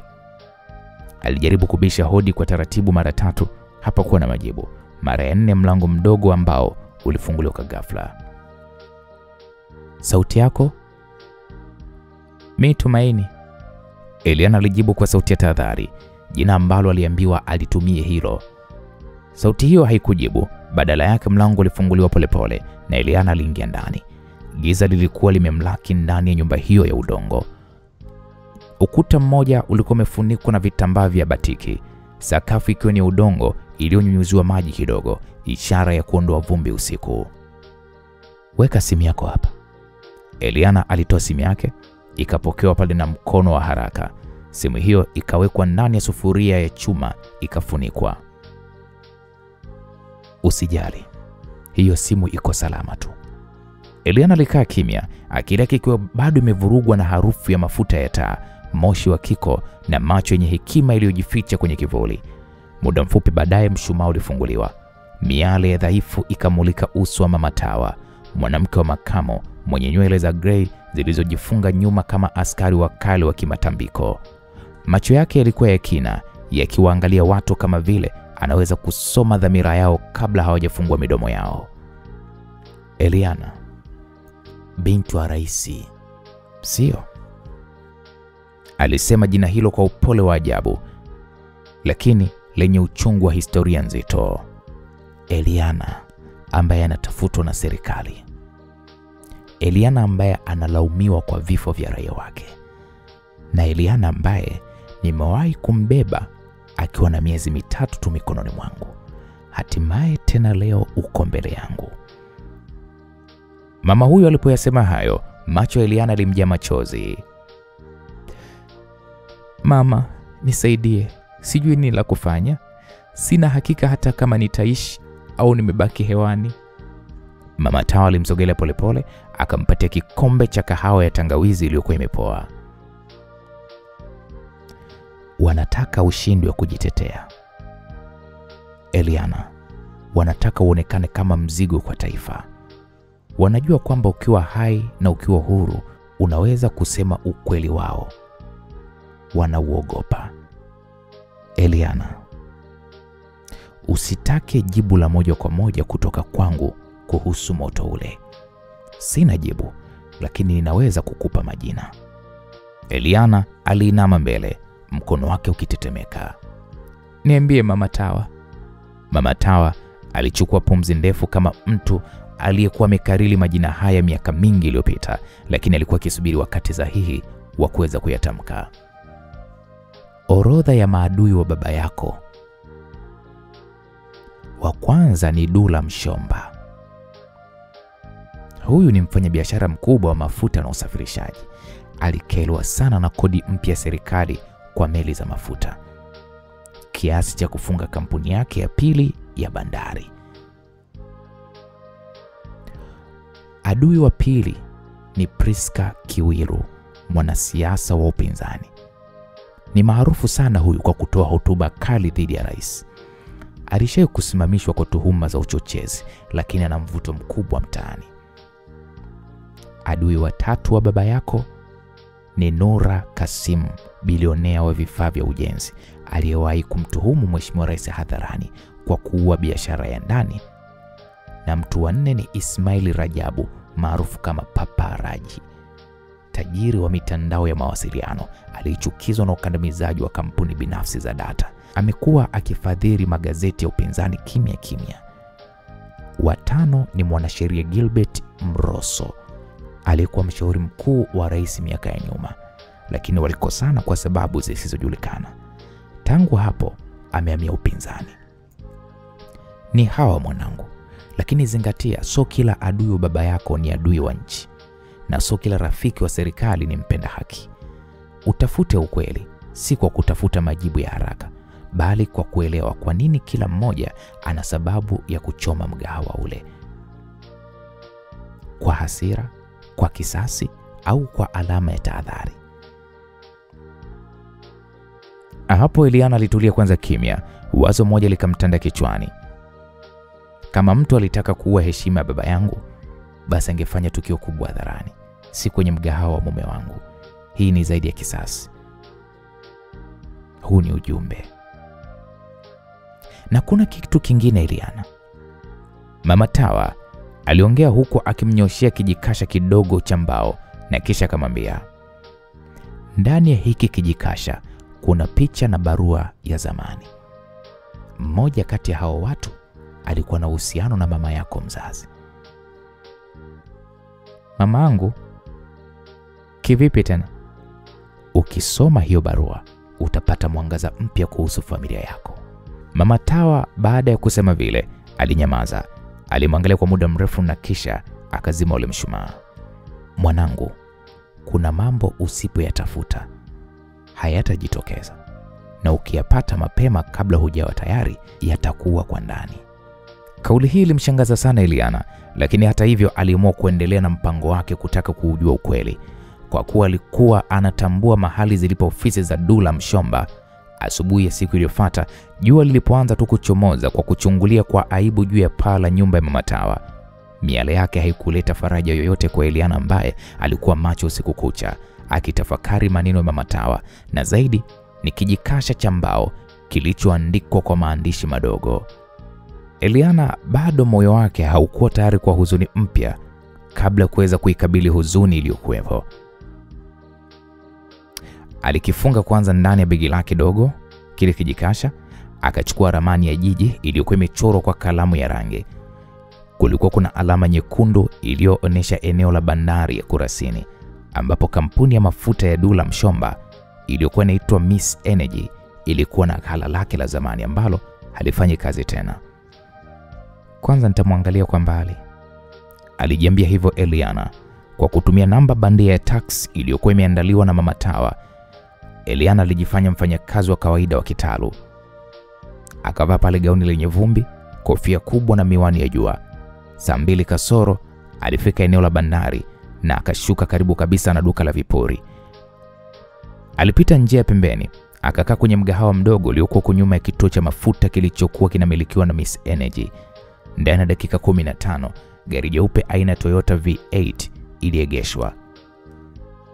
Mlango wake wa nyuma ulifunguliwa na mtu mrefu mwenye mwili mkubwa aliyevalia suti ya bluu ya bahari. Alishuka taratibu. Mtu huyo hakuwa mwingine bali ndiye Dula Mshomba. Alikuwa akitembea kwa majivuno kama mtu asiyeamini kwamba kuna lolote linaweza kumwangusha. Mikono yake miwili iliambatana na walinzi wawili waliovalia suti za kijivu. lakini jicho la Eliana likamtambua mmoja wao. Ni yule mmoja wa watu waliovaa tisheti za kampuni ya gesi siku ya tukio. Mapigo ya moyo wake yalikaribia kusimama. Alijitahidi kutulia, lakini ulimi wake ulikauka kama mtu aliyemeza moto wa kihisia. Aliamua kusubiri mpaka majira ya jioni. Alitaka ajue zaidi. Majira ya saa 3 za usiku, Eliana alijificha kwenye kontena la mizigo lililokuwa limeegeshwa karibu kabisa na lango la nyuma la jengo la Miss Energy. Eliana alikuwa ameshikilia simu yake ndogo aliyowekewa na Mama Tawa, akiwa na programu ya kurekodi sauti. Kwa kutumia njia za nyuma, alifanikiwa kuingia kwenye sehemu ya maegesho ya magari ya mizigo. Huko alipata bahati, akakutana na kijana mrefu mwenye fulana nyekundu, mfanyakazi wa usafi. Samani kaka, natafuta kazi yoyote hapa. Nimesikia wanapokea watu wa usiku. Yule kijana alimtazama kwa jicho la huruma, akamwambia, unajua jioni kama hii unaweza kaingia bila kujulikana.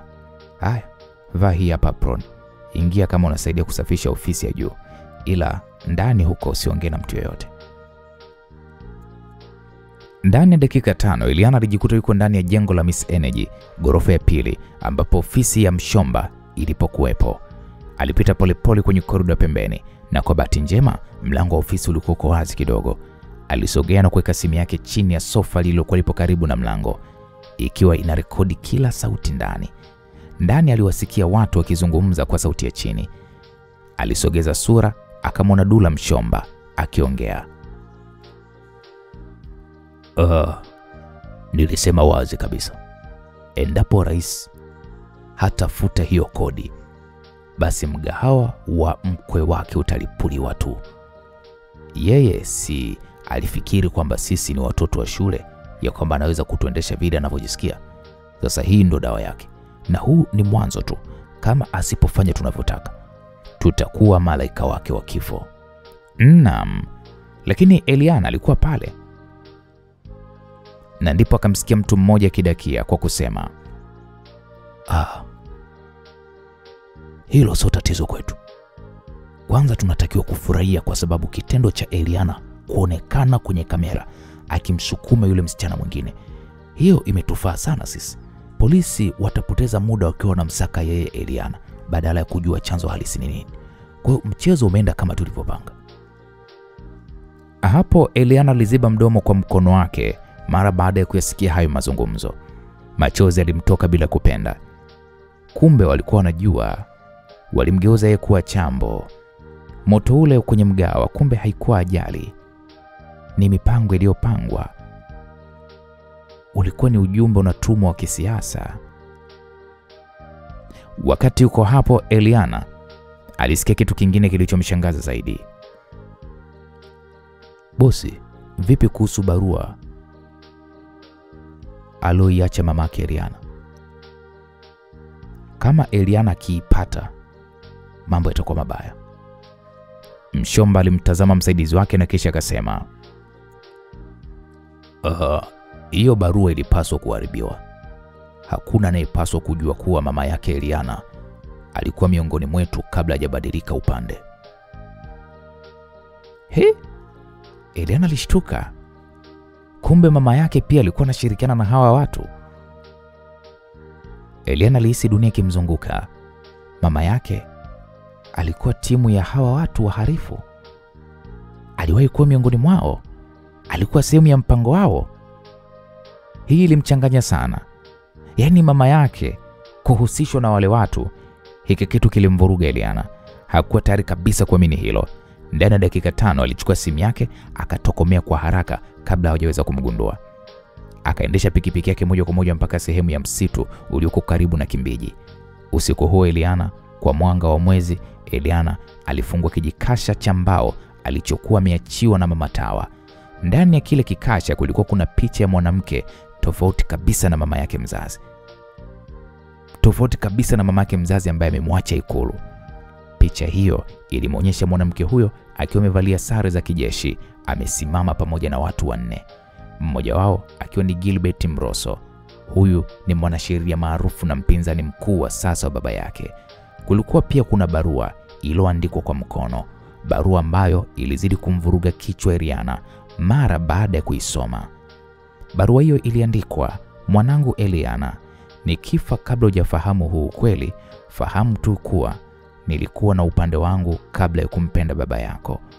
Nilikuwa mwanamapinduzi, lakini baada ya kumpenda baba yako niliamua kuwa upande wake. Naam, barua hiyo ilisomeka hivyo. Eliana hakujua alikokanyaga mara baada ya kutoka kwenye eneo la Miss Energy.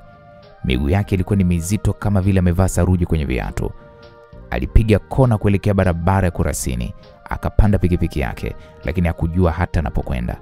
Akili yake ilikuwa kama kaseti ya zamani iliyofumwa na makosa ya kurudia. Akiweko njiani, aliendelea kukumbuka tu maneno ya Dula Mshomba. Barua aliyoachiwa na mama yake Eliana kabla hajafa, ilipaswa barua ile iharibiwe. Alikumbuka hayo maneno. Baada ya mwendo wa dakika kadhaa, ghafla alivuta breki karibu kabisa na mto Kizinga. Eliana alishuka kwenye pikipiki na kukaa kwanza kwenye jiwe. Alitazama mbalamwezi iliyokuwa ikipeleka mwanga wake kwenye bahari kwa utulivu ambao haukuwa na shaka moyoni mwake. Kwa maana hiyo mimi mamangu alikufa. Ni lini? Vipi? Haya, na huyu mama niliyekuwa naye Ikulu ni nani? Ni mamangu feki? Ni jasusi? Kama mamangu ni huyu wa kwenye picha. Haya, yule mke wa baba kule sasa yule ni nani? Hapana, lazima ni ujue ukweli wa hili. Akiwa bado na waza hilo, Eliana alivuta kumbukumbu ya maneno ambayo aliwahi kuambiwa na mke wa sasa wa rais. Eliana mwanangu, dunia ina sura mbili. Moja unayoiona na sura nyingine wanayoiogopa kukuonyesha. Ukitaka kuelewa nchi hii, usisikilize maneno yao. Sikiliza kimya chako. Hapo machozi yalianza kumtiririka Eliana bila ruhusa. Barua ile ya ndani ya kijikasha ilimchanganya zaidi kuliko hata ilivyomsaidia. Kwa mara ya kwanza tangia safari hii aianze, alihisi hana ardhi chini ya miguu yake. Kwa moyo mzito, aliamua kurudi kwa Mama Tawa, sio kwa msaada, bali kwa majibu. Nyumbani kwa Mama Tawa kulikuwa kimya zaidi kuliko kulivyokuwa kawaida. Alipofika, alikuta mlango umefungwa kwa ncha ya mti, ishara ya kwamba ndani yupo mtu lakini hapokei wageni.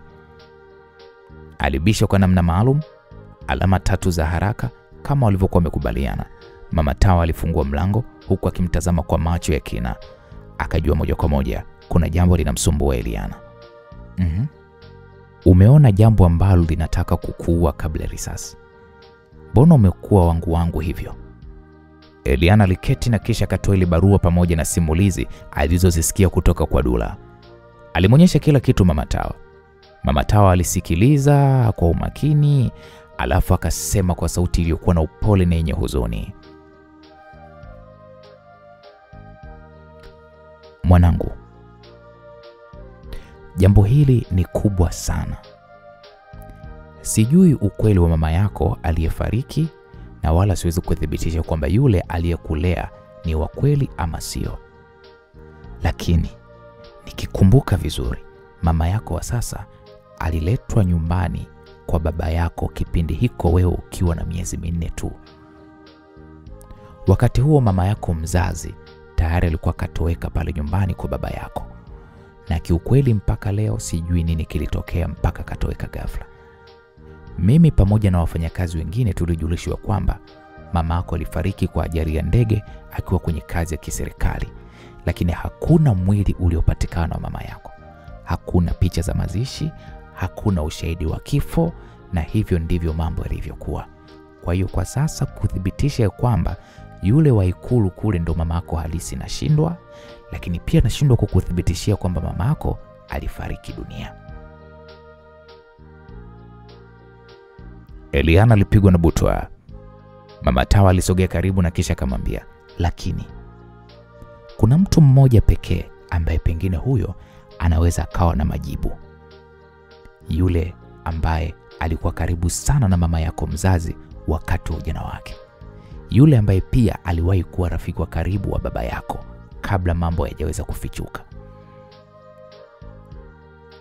Ni nani wewe Mama Tawa? Anaitwa Priska Kiwilu. Priska Kiwilu? Si ndo huyu ambaye umemworodhesha kwenye maadui wa babangu? Ndiyo. Kama ukiongea naye yeye, huenda ukaujua ukweli kuhusu historia yako na ukajijua wewe ni nani. Subiri kwanza. Ina maana unataka kuniambia yule mama ambaye nimekuwa nikiishi naye kwa miaka yote hii sio mamangu mzazi? Mama Tawa hakujibu swali hilo kwa mdomo, badala yake alitikisa kichwa kuashiria kwamba huenda ikawa ni kweli sio mamako mzazi. Eliana alijihisi kupagawa, yaani kwa jinsi yule mama anavyompenda, kwa jinsi ambavyo amekuwa akimlea toka yuko kichanga, alafu leo hii kumbe sio mamake mzazi.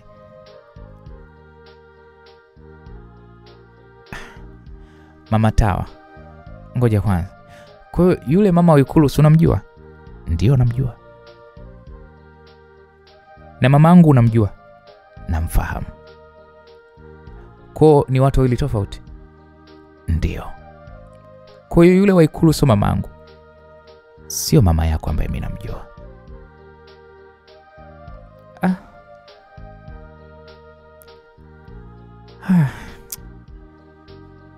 Jambo hilo Eliana hakutaka kuliamini hata kidogo. Akilini mwake alitaka kujua ukweli zaidi wa jambo lile. Alimtazama tena Mama Tawa na kisha akamuuliza, kwa hiyo nitampata wapi huyo Priska?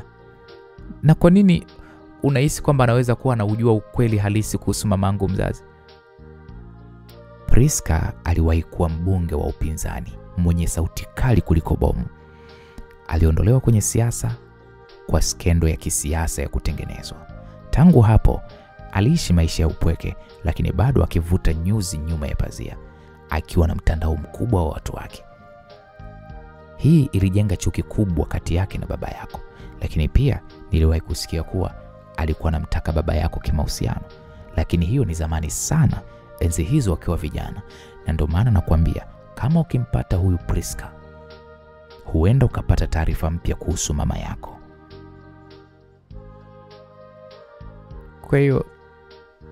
Kwa hiyo anaishi wapi sasa? Anaishi Kawe. Anwani yake ninayo hii hapa. Eliana mara baada ya kupewa anwani, alifunga safari mpaka Kawe, nyumbani kwa mwanamama huyo Priska. Eliana alipofika maeneo ya Kawe, alitumia jina la Tumaini kuingia kwenye mjengo wa kifahari wa kijadi uliojengwa kwa mbao ngumu na vioo vikubwa. Aliulizwa swali moja tu langoni, umetumwa na nani? Akasema nimetumwa na Mama Tawa. Mlango kweli ulifunguliwa, akaongozwa mpaka kwenye bustani kubwa ya ndani ya jumba hilo, na ndipo alipotokea Priska Kiwilu, mama mtu mzima wa makamo, mwenye sura ya kifalme, nywele za kijivu zenye heshima na tabasamu lililobeba kisasi. Karibu Tumaini. Au niseme Eliana? Eliana alijawa na hofu. Umenijua? Yule mama kwanza aliacha kicheko cha hila, na kisha akasema, nani asiyekujua Eliana? Huko mtandaoni habari ni moja tu. Eliana binti wa rais atoroka Ikulu baada ya kusababisha mauaji kwenye mgahawa. Sasa nashindwaje kukujua wewe? Lakini kama hiyo haitoshi, baba yako alikuwa ni sehemu ya maisha yangu. Mwanangu, sura yako siwezi kuisahau tangu ukiwa uko mdogo. Aliongea yule mama huku anamtazama tu Eliana.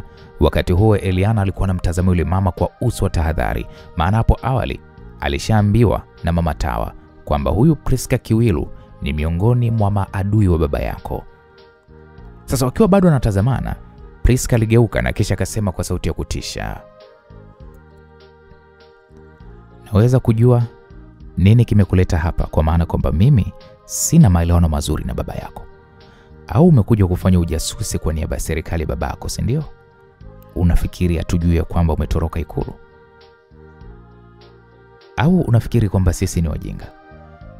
Weka simu yako hapo. Simama pale kwenye ukuta.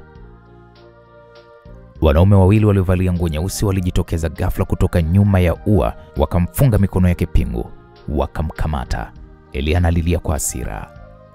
No, sijaja kwa ubaya. Priska, mama, nimekuja kwa msaada na utafuta ukweli. Priska alimtazama kwa dakika moja. Uso wake ulikuwa umejawa na hisia zilizochanganyikana na uchungu wa zamani, mapenzi ya kale na mashaka ya kisiasa. Kwanza, kwa nini ni kuamini wakati siku zote unasema mtoto wa nyoka na yeye ni nyoka? Sikia mama Priska, naomba uniamini. Mimi sijatumwa na mtu huko nje. Huko nje mimi natafutwa na kila askari. Niko hapa kwa sababu zangu binafsi pamoja na kusafisha jina langu. Kusafisha jina lako? Kivipi? Ina maana unataka kusema kwamba sio wewe uliyemsukuma yule meneja wa mgahawa wenu? Ndiyo, ni mimi nilifanya hivyo, lakini sio mimi niliyowasha moto. Kumbe ni nani? Au unadhani ya kwamba ni mimi ndo nimewasha ule moto? Hapana. Ebu security, mfungieni kwanza kwenye chumba changu cha mahojiano. Kama ndege kajileta mwenyewe kwenye mtego, hakuna namna nyingine zaidi ya kuweza kumkamata tu. Eliana alijaribu kumwambia mama Priska ampe nafasi wazungumze, lakini hilo halikuwezekana kwa muda huo. Baada ya kufungiwa ndani ya chumba hicho ambacho hakikuwa na dirisha zaidi tu ya kuona kiyoyozi ambacho kwa wakati huo kilikuwa kimezimwa, joto lilianza kumtesa Eliana. Alianza kutokwa na jasho ndani ya muda mfupi tu. Alijaribu kuomba atolewe ndani ya hiko chumba, lakini hakuna aliyejali kauli yake. Mama, unafanya nini sasa? Atakufa yule binti, ujue. Atakufa. Ilikuwa ni sauti ya Aaron. Aaron ni mtoto pekee na ndiye mrithi wa Madam Priska Kiwilu. Aaron, hivi kwa nini unakuwa mgumu kuelewa? Mara ngapi tunaongea kuhusu Eliana? Lakini mama, mimi nazungumzia uhai wake na sio mapenzi. Kile chumba hakina hewa na AC imezimwa. Atakufa kwa kukosa hewa. Kwani akifa wewe unaathirika kitu gani? Kwanza yeye ni muuaji. Kasababisha vifo ambavyo hata serikali inaona aibu kutangaza idadi ya waliokufa mpaka sasa hivi. Mama, nakuelewa, lakini sisi sio watu wa hukumu mama. Hebu tumpe nafasi tujue nini kimemleta hapa, na ukumbuke unaweza ukamtumia kwenye mipango yako ya upinzani dhidi ya serikali. Huna lolote Aaron. Sikia we mtoto. Wewe ni mtoto wangu. Kwa hiyo nakujua vizuri tu. Najua kama unampenda sana Eliana, lakini nilishakukataza uachane na hayo mawazo yako ya ajabu. Kwa sababu hata ikitokea akaachana na mume wake, siwezi kukubali wewe umoe Eliana. Sawa mama, nimekuelewa. Ila waambie watu wako wamtoe kwenye kile chumba mama. Naam. Madam Priska alimtazama msaidizi wake na kisha akampa ishara ya kwamba amtoe Eliana kwenye kile chumba. Baada ya kumtoa, Eliana alikuwa yuko hoi. Mapigo yake moyo yalikuwa yako chini. Ilibidi kwanza wamweke sehemu yenye hewa safi, na baada ya masaa kadhaa nguvu zikamrejea. Alitazama nje ya jumba hilo kupitia madirisha makubwa ya sebuleni. Kwa mbali akaona na kusikia ndege wakiimba, lakini hakuona uzuri wowote wa jumba hilo. Dunia yake ilikuwa inabadilika kwa kasi kuliko akili yake inavyoweza kumudu. Madam Priska alitokea kwenye mlango pembeni akiwa amevalia gauni refu la kijivu.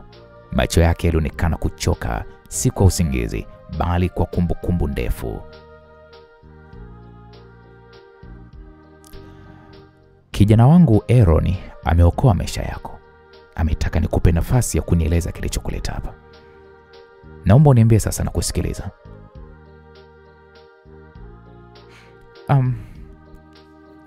Natafuta historia yangu, ila sio lebo ya binti wa rais. Nataka kujua mamangu alikuwa ni nani na kwa nini kila mtu aliamua kuweza kunificha.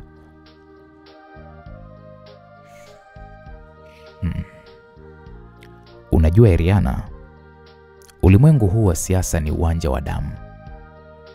Nilimpenda baba yako sana tu, lakini sikuwa na jina kubwa. Nilikuwa mtaani nikipambana kwa jina la watu, wakati yeye alikuwa ndani ya mfumo akipambana kwa jina la serikali.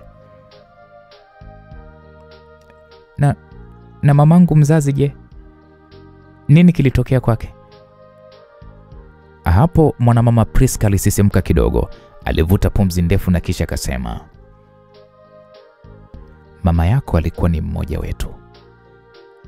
Alikuwa ni mpambanaji, alikuwa ni msomi wa sheria, mwanamke mwenye akili nyingi kuliko hata baadhi ya mawaziri. Lakini alikuwa na moyo wa huruma, akampenda baba yako, na hilo ndo lilikuwa kosa. Maana baada ya kumpenda baba yako, na hapo ndipo akageuka.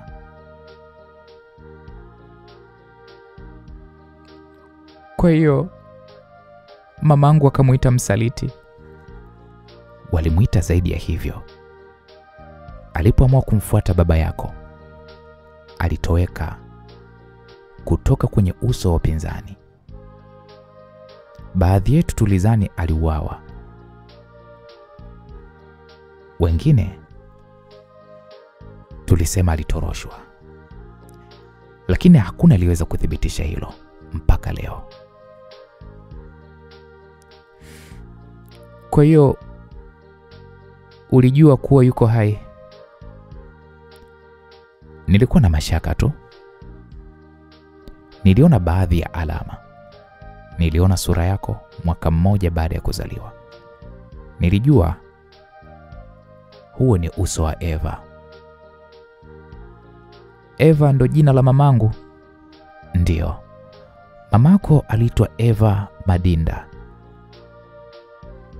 mwanamke pekee ambaye aliweza kuvunja ukuta wa chuki kati ya upinzani na serikali, lakini pia mwanamke ambaye alipoteza kila kitu alipothubutu kupenda mtu asiyeruhusiwa. Naam, hapo Eliana alisisimka. Hakujua kama kilio hicho kinatoka kwa Eva au kwake mwenyewe au kwa kizazi kizima kilichofichwa kwenye kivuli cha madaraka. Na sasa mamangu yuko wapi? Mwanamama Priska alinyamaza kwa muda na kisha akasema kwa sauti ya chini yenye msisitizo, mimi sifahamu mama yako yuko wapi, lakini kuna mtu mmoja ambaye aliwahi kuwa karibu sana na mama yako, mtu aliyekuwa wakili wa serikali kabla kugeuka kuwa kinyonga wa kisiasa. Mtu huyo anaitwa Gilbert Mroso. Eliana aliandika jina hilo mara moja na mwanamama Priska aliendelea kuongea. Gilbert Mroso alikuwa ni mwanasheria wa serikali na baadaye alihamia upande wa maficho. Alikuwa ni rafiki wa karibu sana na mama yako Eva. Ikiwa kuna mtu anajua kama Eva alikufa, alifichwa au aliishi, basi ni huyo Gilbert Mroso. Yeye ndo atakuwa anajua ukweli kama mama yako yuko hai, amefichwa au amekufa.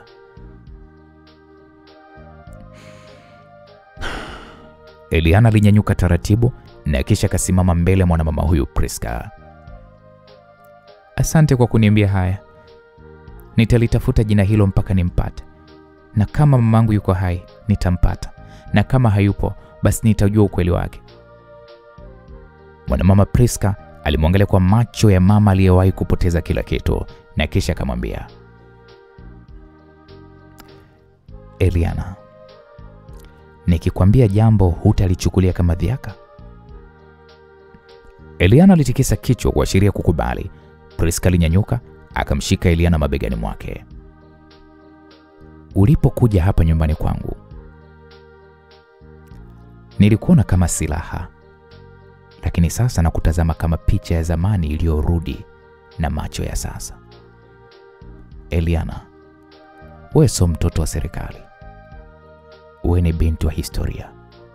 Kama uko tayari kujiunga upande huu wa upinzani, karibu. Na kuahidi tutakutetea. na kamwe hutoshtakiwa hata kama ni kweli ulimsukuma yule meneja wa mgahawa wenu. Sawa, ila cha kwanza nijifikirie, nikiwa niko tayari nitakuja mimi mwenyewe kuungana na nyinyi.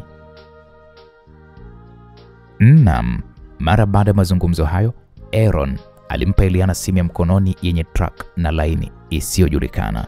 Akamwambia tutakutana tena baada ya siku 3. Lakini tafadhali, jua kwamba ukihitaji msaada wote mimi niko. Eliana alimwangalia kwa upole kijana huyo. Aaron, kwa nini unafanya hivi?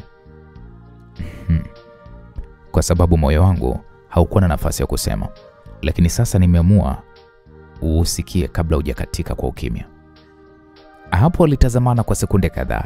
Hapakuwa na busu, hapakuwa na ahadi, lakini kulikuwa kuna hisia ya mtu aliyependa kwa ukimya kimya, na mwingine aliyeanza kuhisi upendo bila kutegemea mahali. Baada ya kutoka nyumbani kwa Madam Priska Kiwilu, akiweko makini asije akakamatwa na polisi, maana alikuwa anatafutwa kila kona Eliana. Moja kwa moja akarudi kwa Mama Tawa, akamweleza kila kitu Mama Tawa, na ndipo Mama Tawa akampa maelezo ya namna ya kumpata Gilbert Mroso. Haikuwa ajabu kwa mama huyo kuwa na taarifa nyingi za watu waliowahi kuhudumu Ikulu, kwa sababu hata yeye mwenyewe kwa miaka mingi alifanya kazi Ikulu. Lakini cha kushangaza, mara baada ya kustaafu tu maisha yaligeuka kuwa umaskini wa kutupwa. Haikueleweka ni kwa nini kachagua kuishi vile, ingawa alikuwa na mali na alikuwa na pesa za kutosha tu, pamoja na mafao aliyokuwa akiyapokea kila mwaka. Hata hivyo, Eliana hakutaka kufuatilia kwa nini Mama Tawa anaishi maisha ya umaskini. Yeye lengo lake kwa wakati huo ilikuwa ni kujua kuhusu mama yake, pamoja na kupata ushahidi waliohusika na kuchoma moto mgahawa wa mume wake Victor. Kesho kuna mtu atakuja kukuchukua hapa na kisha atakupeleka kwa Gilbert Mroso, alisema Mama Tawa. Eliana hakutia neno zaidi ya kukubali tu. Msikilizaji, kweli siku iliyofuata mmoja wa vijana wa Mama Tawa alikuja kumchukua Eliana, ambapo pia alikuwa kamletea nguo za kuvaa. Baada ya kuvaa, safari ilianza. Safari yao iliwapeleka mpaka Kigamboni. Bwana, sasa itakuwaje? Uona hisi kwamba mamake Eliana yuko hai au ameshafariki dunia?